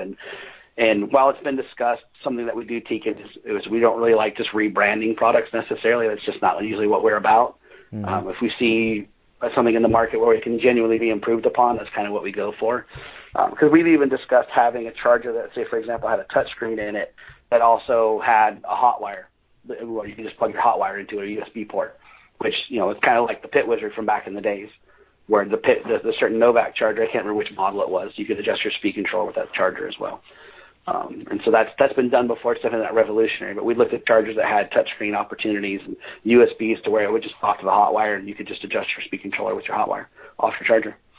So one less thing to bring to the track. But now with Bluetooth, you're just walking around with your cell phone. Pretty much everyone now has a cell phone with Bluetooth on it. So that's why we went that direction. But the charger would definitely be cool.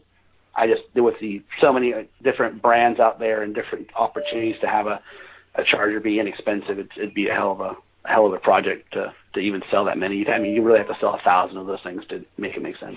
Yeah. Jason, you got Bluetooth on that flip phone of yours? No. Oh, that's a shame. He also says Ron Sure was on recently, and I posed him the same question. As a motor builder, is there really a stock motor anymore? Whereas Ron implied, should there be more of a spec motor and specific guidelines for builders to adhere so that there isn't a motor game and flavor of the month? Yeah, I saw this question and kind of pondered it before I came on. So I have a slightly different outlook that's probably not as popular as everyone else's, and I kind of disagree with Ron a little bit. And I have a lot of respect for those guys and Ron himself as well. And I think for me, I don't call stock anymore because there's just not anything stock about them for the most part. Even the cars are not stock. I refer to them as spec classes. And so when it comes to, say, 17.5 two-wheel buggy, quote-unquote stock buggy, that for me is just a spec class because there are certain specs that have to be met for the car to be legal. And so with today's motors, there are certain rules that give physical dimensions. That makes them spec.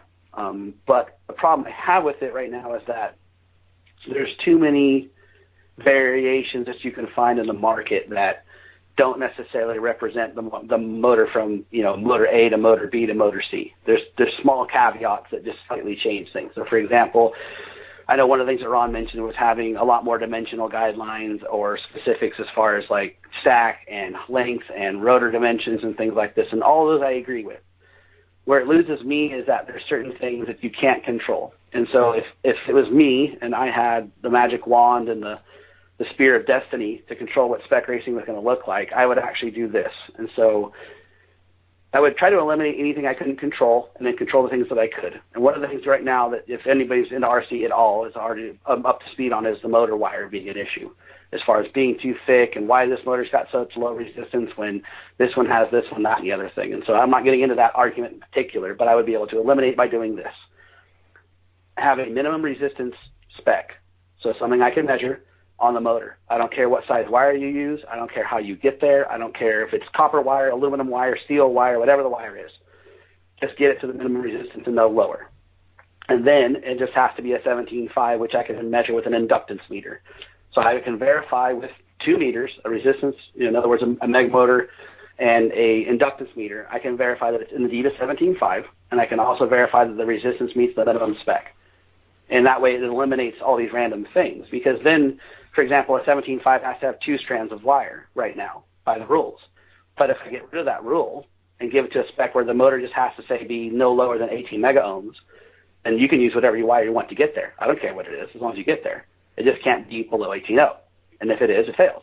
And that would be the reason for this is that at the track level, you can get an MMS meter for $200 and measure resistance. And you can do that while the motor's in the car. And then, for example, if you think there's still an issue, you can have the other guy pull the motor out of the car, and then check inductance. And so to properly do that, you really have to remove the rotor from the motor, but you can still check it relatively easy. You don't have to tear anything apart. You can just check it. And so for, say, less than $400 or $500, even Roar or that particular track, if they really want to take it serious, can essentially, with a pair of calipers and those 2 meters, spec the motor. And they can do it in minutes, or less than a minute for that matter, because you're just checking, specific things. And it's something you can eliminate all this nonsense about this guy's got illegal wire, or this guy doesn't have enough strands, or this guy's a 16.5 on a 17.5. I mean, I've heard it all. I'm sure Jason's probably heard some of this stuff too, depending on the race you're at. But you hear silly things like, oh, well, this company did, A and B phases were only 16.5, but they were only checking the C phase, so that one's a 17.5. I've heard silly things like that, for example, where they say the motor's a 16.5 on leg A and leg B, but this 17.5 on leg C. I mean, who does that? I don't have time for that stuff, but I mean, I've heard those rumors. And anytime you hear rumors, unfortunately, there's some truth to them. And so one of those things you could do is just make specs for the motor that literally will just not matter anymore. If you want to make the resistance and at some point be the resistance, and here's the number, 17.5s or 18.0s, 13.5s or 14.0s, and 10.5s or 11.0, whatever that minimum resistance number is. The Roar could just basically say, I don't care how you get there, what materials you use to get there, just get there. Mm-hmm. Because at that point, it's up to the manufacturers to choose the best materials or the best strategy to get there, just like F1 or just like any other form of racing at that point. Because we make too many mistakes that we've made in the past. Like batteries, for example. One of the things that everyone knows about stock racing is charging at 40 amps and discharging at 40 amps or 70 amps, depending on who you talk to. And while I don't like that we're having to go there, I can also tell you firsthand that if you don't do it, you're off pace. I mean, if you've never done it and all of a sudden you go do it, your car's just at a different level. So if that's the case, now we're requiring stock/spec racers to go spend $400 on a charger, a resistor bank, and a DC power supply just to be remotely in pace. And I think that's completely counterintuitive to a spec class to begin with. So one of the suggestions I made to Roar years ago was that if you're at a race like this and there's spec racing, do not allow a charger on the table that goes over 80 watts, which is on a 2S pack is up to no more than 8 amps. Monkey's Dead show's over. We're done here. We don't have to spec anything. I don't have to worry about this guy charging at 40 amps or doing something unsafe. He's not allowed to have the charger in the pits. And if that charger shows up, disqualify him, throw him out. But now you're talking about chargers that are $40 all day long, which is what spec racing was supposed to be. It's supposed to be an affordable alternative to bring new racers to the track. And no one wants to come to the track right now and go drop $500 on a charger, $100 on 2 packs each, and then, do some crazy, unsafe, ridiculous stuff and hope that the car goes fast still. And, oh, by the way, my stock buggy needs, pucks and narrowed gears and ceramic bearings and titanium parts and all this stuff. And you just financially shot, majority of people out of the hobby, right? Without even getting started. Yeah. I love on-road racing, for example. I love watching it. I suck at driving it, but I love watching it. I love watching F1, for example. But when you look at the RC alternatives to those things, there's no inexpensive, get yourself entry-level touring car kit. You're in $600 into a car. That's just a car. And they're so complicated now that you need to have an engineering degree to even remotely understand what you're doing to the car. Back when touring cars started, and Jason can probably remember this stuff, it was the Street Weapon, the Losi Triple XS, the TC3, the TC4. They were all plastic molded cars, and they were like $300. this, still relatively affordable in the genre of RC racing. But now you're looking at $500 or $600 for an X-Ray or a hot bodies or whatever the latest on-road cars, the automatics, and that's a hell of a pill to swallow just to get a hobby, to get started into a hobby. That's a lot, and that's why the Slashes did so well when they got dropped. You're into a Slash for $200, and you're out there mobbing on the track with it. So for me, if I change the rules, stock racing would be genuinely just that. You would not be allowed to run any aftermarket parts on the car unless they came with the kit. So, for example, Losi's got their SR kit. Well, that's what you get to run. If Losi, Associates got their B6.1, that's how you run the car. If they weren't parts that came in the kit, you don't get to run it. Yep. Same with Yokomo. You run the YC2 DPM Mayfield Edition, guess what you get to run? Whatever's in the car. That's it.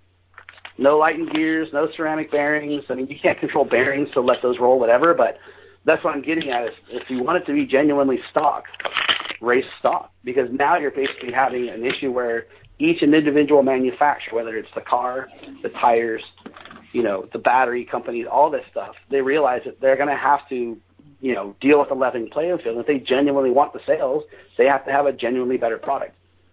There's a reason why Losi came out with a stock buggy, because they know stock's huge. Associates never really had to do that because their cars genuinely are really, really good just from the box. So they've already been doing that stuff. But when Losi had the first, last buggy, I can't remember what version they're on now, 3 or 4, but that car in stock it was struggling. So they realized, hey, we could put a couple parts in this car, release a kit, and genuinely bring in some stock racers on a car that's definitely meant for this class, and then the sales were really good for it. And it shows you that in a free market, which is luckily what we have here, if it works, it sells. And if you want to, have a class to step up from that, go back to super stock. Now you can run narrowed gears and pucks and all the other crazy upgrade parts because now you're probably going to deal with racers who've already been vested in the hobby. They're looking to take that next step. But because let's be honest too, modified is extremely fast. The mod cars that we're racing now are nowhere near what the mod cars were racing in the 90s or the early 2000s. As soon as things got to where we're at with the batteries are so good, the brushless motors are so good, these things are land rockets. Look at the on-road guys. They're hitting 60, 70, 80 miles an hour on the track with a four-turn with turbo and boost. They're blowing the Kevlar belts out of the tires because the cars are going so fast. That's insane. Christ. Where $40 a set on the on-road cars, and if you run them a second time, you're a second a lap off a pace.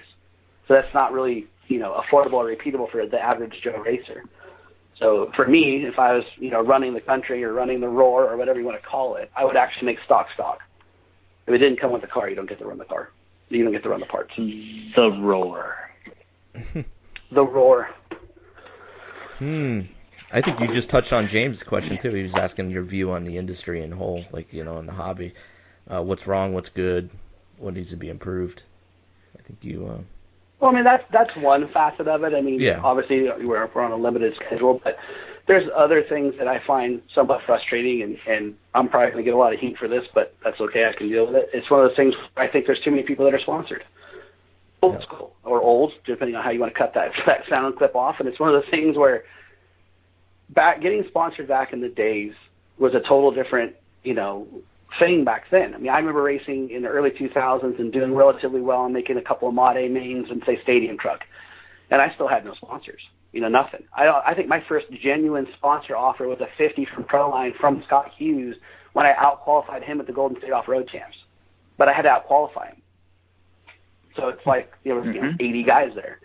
I just had a fantastic, all the stars aligned at that particular race, and I did really, really well. But that was just, a 50 offer back then, which is still back then amazing because it was Proline. So it's one of those things where now it seems like if anybody's got a decent resume, they have a chance to get sponsorship they might not necessarily understand or even deserve. And the worst part is, for me as a team manager, is they don't necessarily realize that it's a job. Your job as a team driver is to promote the product and make sure that the customers are buying these things. Mm-hmm. And so when they don't understand that aspect of it, like race reports, for example, I'm sure this might be even an issue for Jason he can relate to, is that, oh, yeah, I did this and did that. And then they post on social media and they think that's a race report. And it's like, I need something tangible that I can turn around and then put on Tekins or Protec's, social media page so we get the return on investment for giving you these thousands of dollars worth of product. That's why you get guys like J.R. Mitch and Ryan Lutz and Adam Drake they understand that aspect of the job. Those guys do a phenomenal job on social media posting for all their sponsors. And they get it. They understand that there's a part to that. And it seems like a lot of the guys either coming up or just as general racers at the club level think that they deserve these things, and unfortunately don't realize that there's something in the backside of it they don't understand is there. It's required. I think because of the sponsorships being kind of out of control, that the dealers are starting to struggle making ends meet, which is why we're seeing more and more tracks close. What was the last one that was a big noisemaker was Scott's PRC. That was one of the things that he touched on as well. That it's hard to make any money when everyone's showing up with a product that they ordered online from their sponsor.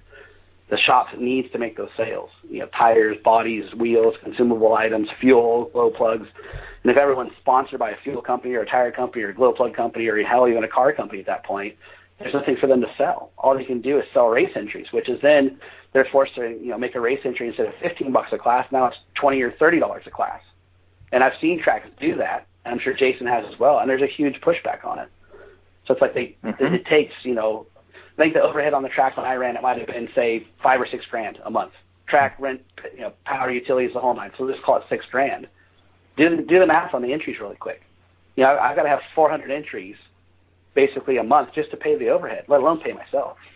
Let alone spend a bunch of money on advertising or something like that. And so OCRC does a really good job of that. They're probably one of the best in the industry at doing those things, which is they're promoting all over the place and they're doing those things, and they have the ability to do those things because they have such a strong club racer base that genuinely spends their money at the track. That's awesome. I mean, they have that level of customer support at the track with Jackie and all those guys doing those things, and that's why that works there. I mean, they also have a huge population base to pull from. So it just shows to show you that if you want your club racetrack to be successful, you have to spend your money there. There's no way around it. If you don't spend your money there, it will not be there 6 months or a year from now. It just doesn't work financially. It would be like, for example, being upset that McDonald's closed down because you ordered all your stuff online and didn't get it from them. So the local McDonald's closed down. Or hell, look what would happen if Jason didn't stop at Starbucks every day for a berry refresher. Starbucks would close. Yeah, they would. Yeah, it'd be done. It'd be done in a month. Jason supports the local Starbucks. Exactly. So he's promoting, spending money at the local level, keeping kids employed just from his habit. Which thank luckily they have Jason. But if here where I'm at, if I don't go to Starbucks enough, they close. It's just the way it is. Damn. So probably a long-winded question. I apologize for. But I mean, I think it's, in my opinion, the sponsorship's kind of gotten out of hand, where even the aura about being sponsored has kind of been tarnished. Yeah. Being sponsored back in the day meant you were like legit somebody. You really didn't, like, for example, Matt Francis. Matt Francis did not have to introduce himself when he showed up to a track. No. He was one of those, one of the guys. He was one of the rock stars of RC back then. Same with Ken Mold, Drake, even Jason at some point. He didn't have to introduce himself. Dude, that's Jason Ruona. How do you know that? Do you not pay attention to the magazines? I mean, do you not know who that guy is? It's, the guys were on the box art back then. They were on LRP boxes back then. And we've gotten away from that. I think it kind of needs to, if really, with everything that's happened in the industry recently, if everyone doesn't necessarily realize that we literally have, as manufacturers and even just as racers, if we don't support the local tracks, they will be gone. In which case, you will start seeing manufacturers go away as well. Jason can't sell race tires unless there's race tracks to race them on. I know for a fact he's very aware of that, which is why he does such a great job supporting the tracks. I can tell you that from firsthand. When I approached Jason to support our local race, he didn't even hesitate. He says, "Yeah, absolutely. Done. So let me know what you need." And he understands that. I think that some of these manufacturers are just disconnected just enough that they don't realize that. They're more worried about what they're selling or what they're shipping out the door versus what they're doing to the dealers. Because ultimately, if we turn around and the racetracks are gone, none of us have a job. I remember the old days of going to a track and, there's a sponsored driver over there. Oh my God. Mm-hmm. Now it's like you said, it's just not even a thing anymore. Everybody's sponsored, it seems. So. Sure. Manufacturer stuff is an example of one of those things where I had one of the guys that's known me, used to race at my local track, still does. And he goes, "Hey, dude, I'm watching your car, and your car just looks amazing compared to mine." And I said, "Let me see your car." And his car is actually not set up that well, but he's on a completely different brand of tire, and I know it's just the wrong thing. And so I've got sets of tires, thankfully because of Jason. And I said, "Dude, try these tires out in your next round. You've got another round of qualifying. Just take my tires, and they're going to work for you. Just drive here, stay in the line, do your thing." And he went from being, I think, 37th overall to 17th overall. And so can I say that effectively he's going to go out and buy some tires? Yeah, I know for a fact he did. He ordered them the same day we were there and went over to the hobby shop across the street at Amy and bought them. And that's the kind of stuff that as a team driver we need to see all the time. Even as a track owner, I didn't give him my tires. Like, he didn't ask me to buy my tires. He went over to the hobby shop and purchased them. Yeah. Now that track is going to get the sales from that, and so does Jason. That's how that's supposed to work as a driver. We've just gotten away from it, unfortunately. Yeah. Absolutely. You got any more lighthearted questions like this? Here's more easy. Positive, man. Help me out here. Well, here you go. How many sugars do you put in your coffee? There you go. How many sugars do you put? Okay, so if you do know me at all, I'm kind of a coffeeaholic. So I am a 2 creams and 2 sugars guy. Okay. With ice too. Oh. I prefer cold coffee over hot coffee. Ah. Yeah, so if you're ever looking to bribe me at a racetrack, I will be happy to take a ice cold latte with 2 creams and 2 sugars, and not from Starbucks, actually. And where's it from? I'm an anti-Starbucks guy. I will take it from anywhere with Starbucks, man. I just don't like Starbucks. It's a political thing, which we don't do on this podcast. Take that, Jason. I know. I'm sure there's some definite things I agree with there, but I don't. I try not to get too. It's a different podcast.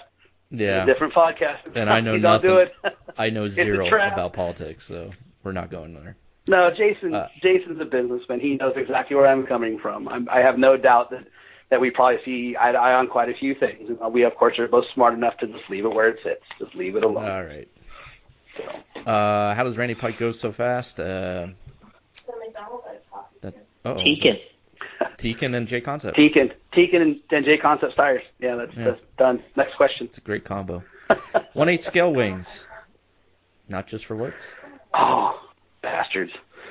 You guys are rude. So again, if you follow me at all, or just happen to catch the race report, because Jason was awesome posting it up, but left this part out, so thanks to Jason for this, but someone brought it up. So I was obviously TQ in both classes, 40 over and open E-buggy, and on, I can't even remember now, the second or third lap, I managed to get hit from behind pretty hard, and it basically pulled the wing mount off my car. Unbeknownst to me, I realized after a couple of laps and a couple more turns that it just started slowly turning to be parallel with the car, which is not productive for the wing. And I have not had the pleasure of driving an 8 scale without a wing, or let alone with one facing the wrong direction. Yeah. But for those of you that are curious, I can definitely tell you that it sucks. I do not recommend it at all. I still managed to get third in the class. I only fell behind about 4 or 5 seconds after the entire main. And it was even funny because I was talking to Mayfield about this after the race, and I said, I almost drove it over to you to have you rip it off because he was marshalling my race. He said, dude, it wouldn't have mattered. You can't really just pull them off. And he said, then it would have made it worse. I was like, you can get worse than that? He goes, yeah, it can get worse than that when they're gone completely. And then he promptly made fun of me for not having the new one-piece wing mount. So, pay attention to what you're racing, because apparently my problem would have been solved with an updated wing mount. Go figure. Oh. No, well. I had the wing fall off my RC10 at the Nationals in 1991. I was so pissed. Really? Huh. And how was that to drive? It sucked. Yeah. I thought I was going to be able to kind of get around it, but there wasn't even that big of jumps on the track at that time. And they had this tabletop, and I remember the tabletop comes at you, and I remember the car just nosing over this thing. And, and it was the time probably too when the track was really good, and I got a good start, and my wing just fell off. I was so mad. Because I was only been racing a year, so I was it was just so into it. Your wing falls off in a qualifier at the Nats. You're just oh my gosh. You slap her. You know what's funny though? You do think you can drive it too. Yeah. You know what's weird is I actually just bumped into, I don't know where this was. Maybe it was in that scrapbook thing that I found at my parents', but there was a a picture of all the results, and I think I was in my first nationals. I was in the F main, I think, of two-wheel. I think it was the F. And I looked at my time because I was just doing this the other day because I took a picture, and I was like I was only 13 seconds out of the A main at my first nationals. I was like, that's pretty damn good. Yeah. And I don't even think I looked at it back then. I was just like, I was in the F main. I was like, it sucks. F main. But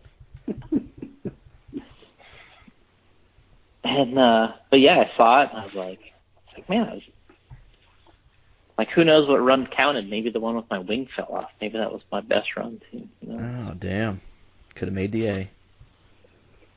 Could have been somebody. Epic. That would have been epic. Yeah. Dang it. Some of these I should have started off at the beginning. The backstory of Tekin, how it got started, and oh boy, I don't know if we want to go into all that. Oh my God. The backstory of Tekin, that could be a long one as well. Yeah, I mean. Yeah, what happened you can do to that the on original? the next episode. Yeah, what happened to the original Tekin company? How and why? Well, we can bring that up next I mean, time, 'cause since I'm the new co-host or whatever, we can go over that next round. Oh, that's right, Jason. I don't know if we told you, Jason. You've been kicked off. That's okay. You're right. Yeah, Jason don't care. He's like, great, I don't have to do this no more. Yeah, thanks. Yeah. It's gonna be brutal. You're out in the West Coast. I'm over here in the East, so it's gonna be hard syncing up. But, yeah, could be difficult. Yeah. We'll make it happen. We might have to keep Jason For the on. fans. Jason, We'll do whatever it takes for the fans. I don't know if we can really let you go, Jason. You might have to stay on. I'm sorry. Oh, man. Just for the fact that you're on the East Coast. Couldn't get off the hook. Yeah. Matthew Housen. MBM podcast. Am I correct on that, Matthew Housen? Yeah. Yep. Why are you so awesome? Tekin and J Concepts. I answered that for you. Yeah, we've answered that question already. Yep. And all his Thank other you very much. sponsors. Yep. The Gen 2 speed controls have pretty much every feature I can think of. Is there anything to add on from here? There's always something to add on. We're always looking to improve on. Yeah, I mean, we're always looking to improve on some stuff. I mean, that's kind of what we do at Tekin. We release really strong and solid hardware to begin with when we release controllers, and then basically we will try to take advantage of that hardware for the longest period of time that we possibly can until the software kind of outgrows the hardware. And so there's a couple of controllers right now that are probably getting to that point. Some of them are still in their first generation, which is kind of amazing when you think about it because, for example, like the RSX, that controller is going on, I think it's 5th year as one of our modified elite controllers, yet it is still, with software updates, is relevant. It's still fast, so if you invested in a Tekin RSX 5 years ago, you still have a current, top-level performance speed controller that you paid once for. And so there's lots of things that traditionally you have to rev up to get the new software, you have to get the latest and greatest hardware to do those things. And so we're lucky at Tekin that we can kind of get access to the latest and greatest components, usually before everyone else gets them, just because of what we're tied to. So it does help. But yeah, there's definitely room for improvements on everything at some point. We've got data logging features, and we're always cleaning that stuff up. And obviously, like the mobile apps, obviously get access to those things. And so there's been definitely discussions on updating a couple of things hardware-wise on some of our controllers are starting to get long in the tooth. So you'll probably see some of that stuff later this year. Mobile app. See, Jason? Mobile app. Mm-hmm. I'm trying to get Jason to get the J Concept app out. All right. I have a good idea. If Jason wants an app, I've got an idea for his app. What's that? I can talk to him about it offline. Oh. Okay. Yeah. Well, I don't know if it's offline. I mean, that's the members only podcast part that we were talking about earlier. That if you really want to get in the dirt, then you have to pay a little bit extra to get the members only podcast. Members only. Yeah. The logo is just the jacket. Yeah, that'd be awesome. Yeah, that's awesome. Oh, it's happening. That's great. I forgot about the damn jacket. That's fantastic. Hey, Matt Hall was in here and he asked a question earlier, and he was the winner of the autographed Joe Bornhorst motor that you sent over to us. So I appreciate that, Randy. And very cool. Yep, Matt Hall supports the show, and he won that motor. Yeah, see what happens when you support the RIP podcast. You get cool stuff. Yeah, absolutely. Try to get a picture from Matt of him with that motor. So Matt, you gotta send that over yet, bro. It's been a few months.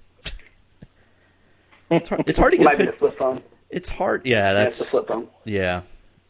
It's hard to get pictures from these guys when they win prizes. So, but Matt Hall, he won that motor. Very cool. That's it, man. I think we got everything in here. I'm running out of AOL minutes, so we got to make it quick. I got a disc you can borrow. Oh, you do? Great. Yeah. We'll have to get him a key generator so he can get around that long term. What? Google it. Google it. Google it. Damn. All right. What's next up for Randy? Where is he heading out to? I don't actually have any races scheduled that I have to travel to right now. Right now, I'm kind of at a point where I'm having to do a lot more administrative stuff, and so we've been focusing on sending out what we call a race support package to specific team drivers. Martin Harrison's had that before, which I think you might have seen at some point, Jason, where it makes a lot more sense for these guys who are going to the races that where we can support them, whether it's covering their entry or some other travel, that they can kind of take that workload off as far as being the guy and supporting the products. The Tekins stuff's been really, really strong durability-wise for the past year and a half, to where we really don't have to walk around with as much of equipment as we kind of used to, especially for 8 scale, which is probably one of the hardest classes, physically demanding-wise on electronics.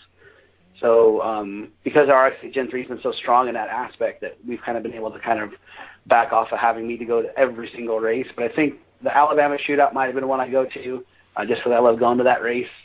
And I'm trying to get to tracks that I've never been to. That's been something I've really been trying to focus on this year. So, I know 702's been relocated and they're starting to build that track up. So it'd be kind of cool to hit whatever next big race they have. Plus, it's going to Vegas, which is kind of fun to go to. I think the other one is it actually, I think it's the last round of your series. Is it RC Excitement? Is that the last round? That's the 4th race, and then there's the final, which is at Beach RC. Okay, so I think those might be the 2 races that I might end up going to here that are on the schedule for me, just to get past that time. Summertime is one of those things where it's more or less there's so many big races to go to for me. I just can't go to every single one of them. It's just I'm one person that can't make those at some point. So we usually have a lot of the drivers kind of take up my slack in that regard. But those 2 in specific, I know that both Tekin and A-Main were really interested in me hitting up. So. Because I get on the video schedule for his race series like he does for Ron Sure, because I've been feeling left out in that regard. So. Yes, and it will be awesome too. That's why I want you to come. It's so cool. Yeah, no, I'm always jealous. Ron gets those cool video spots, and I just get to watch them. So, but I got to give Jason a hard time. I can afford to. What we've been doing is the last 2 races we did like a prize table video. Mm-hmm. So we talk about the prizes that Tekin was sending over to us, and they've been kind of funny because the first race we used a couple of the racers' girlfriends who were doing parts of the giveaways, and we interviewed them talking about the prize table and the different Tekin stuff and anything that we had there. And then at the next race we did up in Scott Brown's track, we did the prize table video. And we had Drayton Staub with me, and it was funny because I was like, "Hey, have you ever had this speed control?" No. Yeah, I had one of those. That was cool. I used it in my 8-scale buggy, and it was kind of interesting because he had some of the Tekin stuff in his 8-scale stuff, and he had a little input on worked for him, and it was cool. Yeah, that's so it'd be nothing like that's. Sure. Yeah, it'd be nothing like getting Randy in there, but yeah, it'd be good. Yeah. Well, it's funny because like that speed controller in particular, obviously it's the RXA. It's one of those things where there's been lots of people who have ran that controller that shouldn't be. right? I mean, it's been in lots of cars where there just wasn't anything else working at the time, so a lot of guys had experience with it. I mean, I'm to this day still trying to get Jason to run e-truggy with me at any race. I don't care what race it is, as long as he and I get to run e-truggy in the same class, because that's probably the closest thing to like an electric monster truck that you can just do. They're hilarious. Yeah, I would like to do that. Like, I think like an AMS or a Southern Nats or something like that. That would be good. We could battle.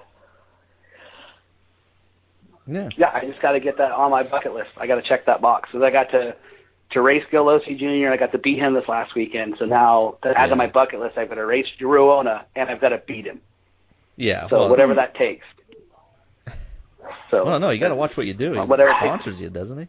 Yeah, I do. I got to beat the boss. That's how that works. Yeah. So. Yeah. You have a target on your back, Jason. Jason's just laughing. He's like, no chance. Yeah, I know. Yeah, honestly, recently, I haven't been that stellar out there. Uh-oh. Last couple Super Cups I ran, I feel like the wheels were falling off a little bit. Oh boy. But you need some PEDs. I just need a little track time. a little old fashioned wheel time kind of goes a long way. I think the next time I'm going to race one of our Super Cups is in August, and I think that should be a pretty good time. I need to run a little bit before that. It's just not. That way you can bring it. Yeah, there's nothing that replaces actual track time. You guys joke about like VRC and stuff like that, and I just tell them it's not the same. It's just not even close to the same thing. I've taken it about as far as you can go by not practicing or having any track time, and still in Florida anyway, turning in some kind of a result. But I've taken about as far as I can go. Yeah, that was one of the things that the local guys were pretty pissed off about at April Fools, that those guys were there since Tuesday, and I rolled in there Thursday evening. I think I got one pack on each car, and it just slowly made changes and had some decent qualifiers and ended up winning forward at 13.5. And those guys weren't even in the A main. There's a lot of local guys I've raced with forever, and those guys were just pissed. I mean, they're still pissed to this day that, they were there for 2 additional days, and they just still didn't, they weren't even close. Wow. So it's pretty funny that sometimes you get lucky and just show up cold turkey. I'm sure Jason's done it too. And it's like, oh yeah, everything kind of worked out. I'm good. Everyone spent their entire life there that whole week at the track and don't have anything to show for it. So I'm sure Jason will be fine. He just needs to let me know when the e-truggy class is on. That'll be a lot of fun cross promotion. Yeah, I mean, I think I've told people, I said one of the fastest RC cars I've ever raced was an e-truggy. I had the Tekins gear in it. It was at the Southern Nationals, and this is many years ago. I mean, this is like when that race started, so it was like maybe 2011, somewhere around there. And, I kept turning the thing down because it would come on the straightaway, and the tires would balloon so much in the front that you could control how much the truck steered with the throttle. You'd come on the straightaway turning to the right, and then you'd want to turn into a section.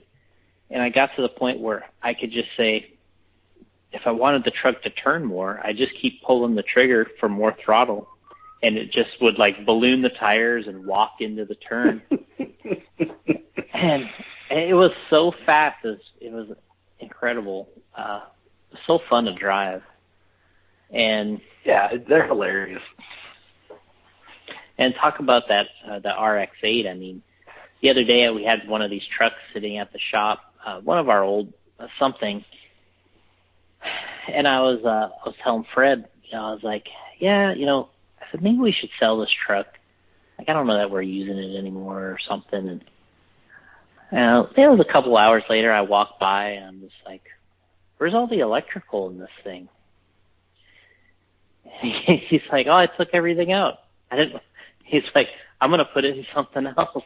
All right. So he was like, he's in love with that RX-8 in his Flash 4x4. um, he's just like, man, that thing's treated him so well, and he's done really well with it. Likes it. Yeah, it's definitely been one of our best products. I mean, it's gone through 3 generations, but even like the Gen 2, like you can take the new software, drop it right on there, and it's just like a Gen 3. There's a slight hardware difference on the BEC, but for the most part, the controllers are identical, which is awesome because like you just literally upgraded your speed controller for free, which is rad. I remember, honestly talking to Jurgen from LRP, because I went and visited him. I went to Europe last year for the Neo Buggy and EOS, and I spent some time with him at LRP, and he said that is a big difference in today's speed control game than it was, back in the years past with brush stuff. He said, you made a new speed control with new, inner components, or you came out with something and you had something to sell. And now he says we make, we spend time and money and resources improving the software, and we give it away for free. And he said that was very tough for him to swallow because he was so used to doing it a certain way, and it really, really helped them.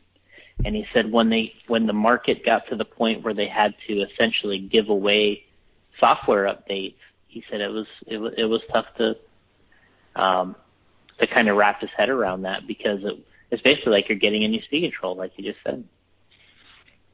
Yeah, I mean, at some point, you do start to question that business model, obviously, like back in the days, you're right. If you wanted the new software settings from a Quantum, for example, because I used to run LRP back in the days, you had to get the new Quantum 2 and then the Quantum 3. Mm-hmm. That's how it worked back then, because there was no updates that way.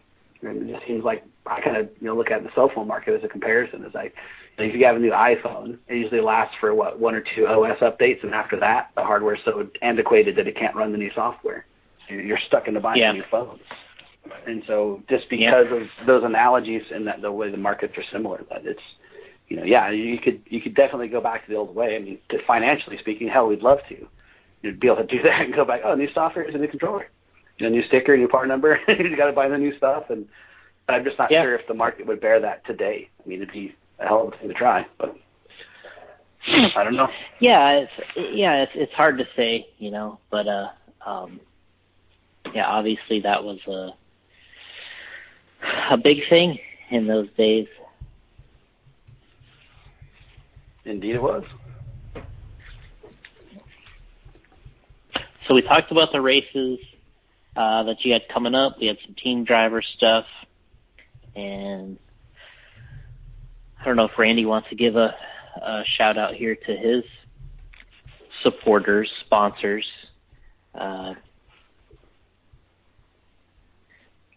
that he represents. I mean, it's not a huge long list, but the guys, I definitely appreciate having the support. Obviously, it's obviously Tekins, one of the big ones. Jay Concepts is obviously a big one for me. I've always been a fan, and Jason knows that. When I ran for other tire companies, and he was basically the first phone call for the most part that I made. And it's been great working with him and Paul and all the guys on the team for that stuff. A-Main and ProTech are a big help for me. Kendall Bennett and A-Main and Kevin Kaiser and A-Main have been huge as far as supporting me with what I'm doing and giving me the latitude to kind of help them get to where they've gotten. I do run Yokomo 10-scale cars as well. David Joy over at Avid, he's been sponsoring me ever since I can remember, and he's been pretty great support for us. MIP, Matt Olson and Eustace at MIP have been great. Cichlids Paints, Factory RC, and Imagine It Graphics are all my sponsors for 2018. And without them, obviously, we wouldn't be having as fun as we're having now. So I definitely appreciate their support. Excellent. Nice. Well, I appreciate you being on the show, Randy, and thanks for supporting the show, getting us prizes and stuff to give away. I really appreciate it. And we appreciate you having us on here. I mean, obviously, we get the return on those investments, 2 or 3 times over. So anything we can do to help you guys out, just let me know. Sweet. Yeah, definitely. All right. Randy Pike. Go over to Tekin. What's the website there? The TekinRacing.com. Yep, teamtekin.com. Go over there. For ProTech RC and amain.com. Yep. And if you need Randy to help you out, I know there was a question there, how to tune the speed control and stuff. Just message Randy and he'll get back to you.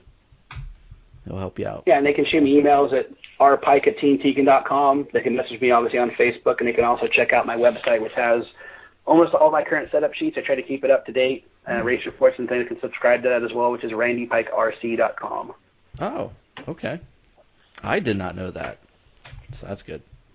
Yeah, I probably could do a better job of promoting it, but for the most part, I try to keep all my setup sheets on there active, latest news, certain downloads that I find interesting. I've got a setup sheet that kind of I use as a cheat sheet when I'm either high on tire sauce or just exhausted from the races. I kind of go back to and I used to do a tip of the week, which I've had to narrow down to tip of the month because tip of the week is a hell of a workload. I probably bit off more than I can chew at the time, but yeah, I try to post tips on there once a month, just specific little racer things. Jason does some of those things that are similar, and I try not to cross-populate with his stuff because it's really good as well. But there's a lot of information on that website, so check it out. Nice.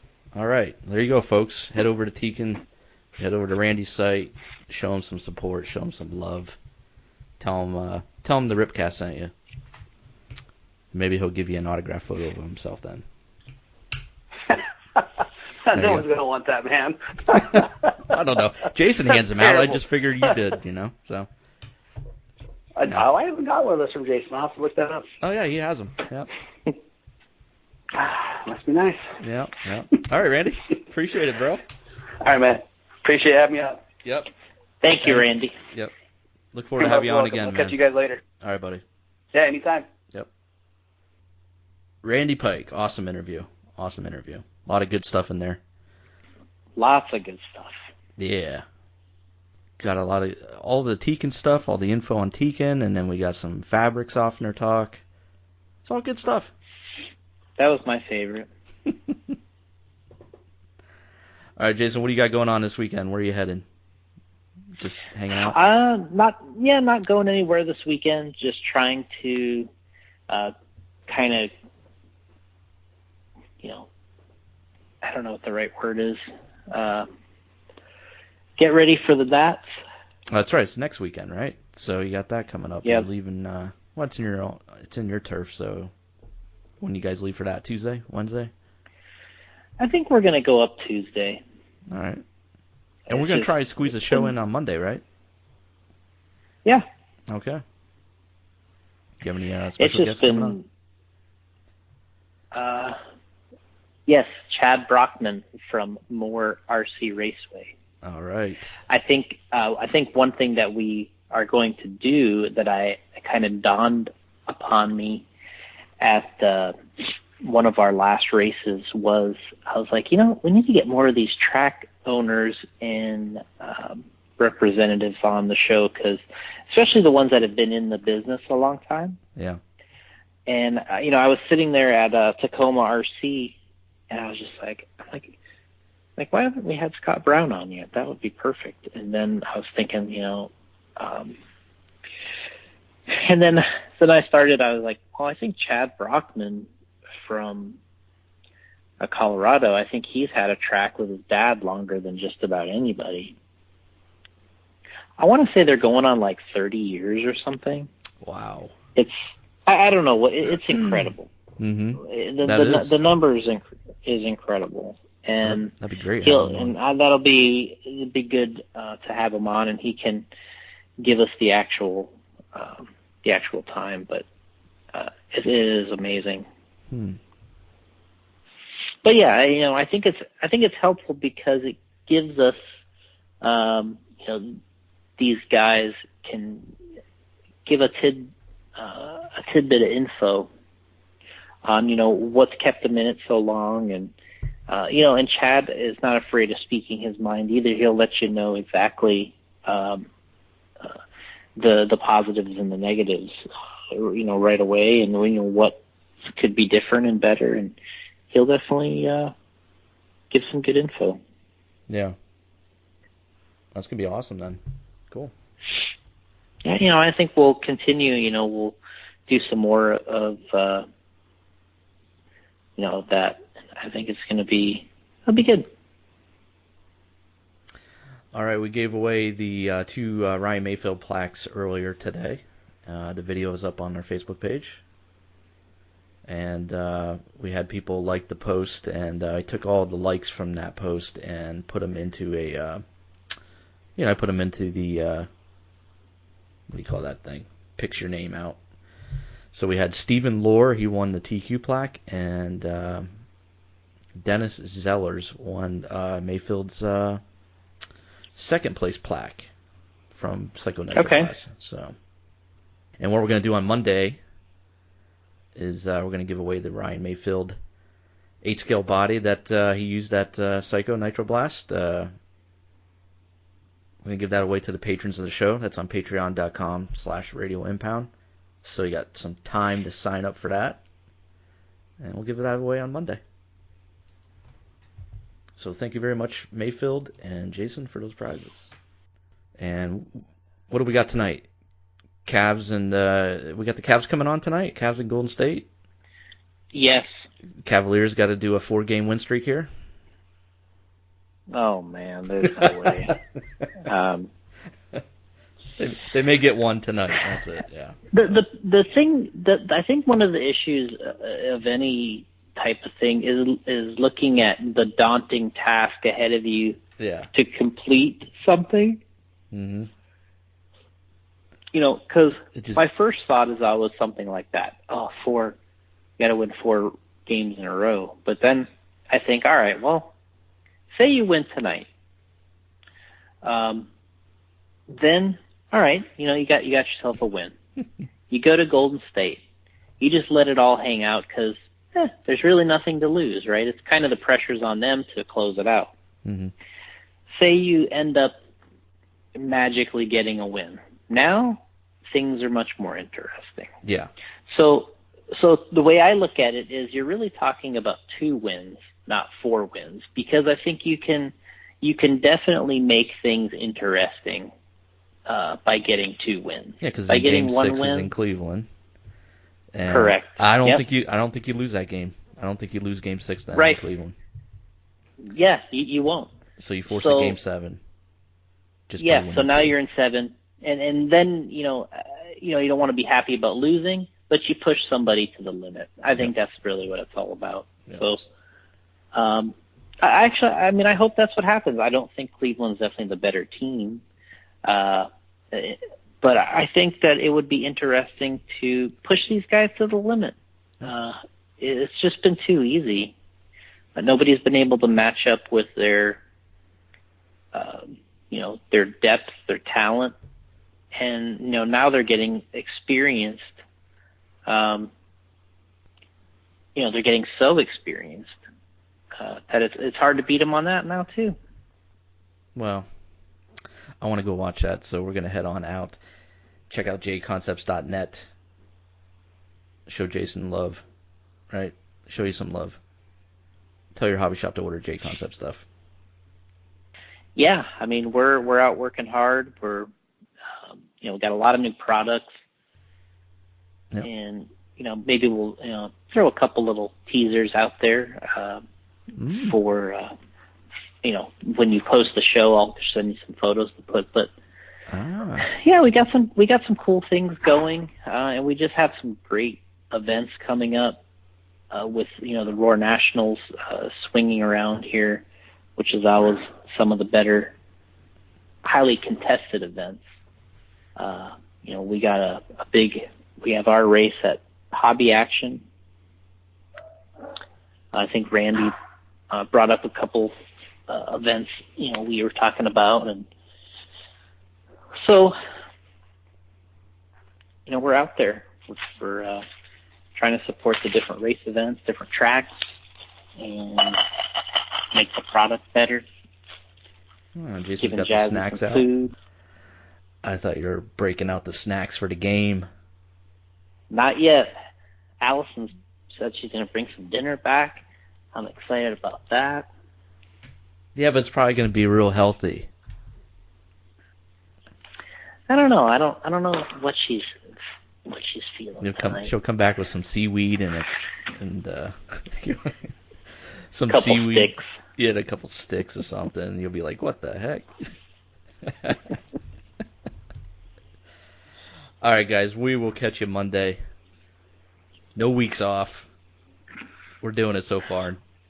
This is like the 4th week in a row, I think. A whole month of podcasting. So we're just back. It's like, yeah. Until you got to go somewhere like overseas or something, then we're screwed. But that would be November. yeah.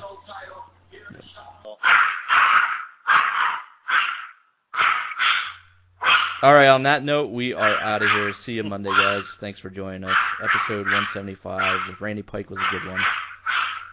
Listen to it again and again and again. Just rewind it, go back, listen to it. It's awesome.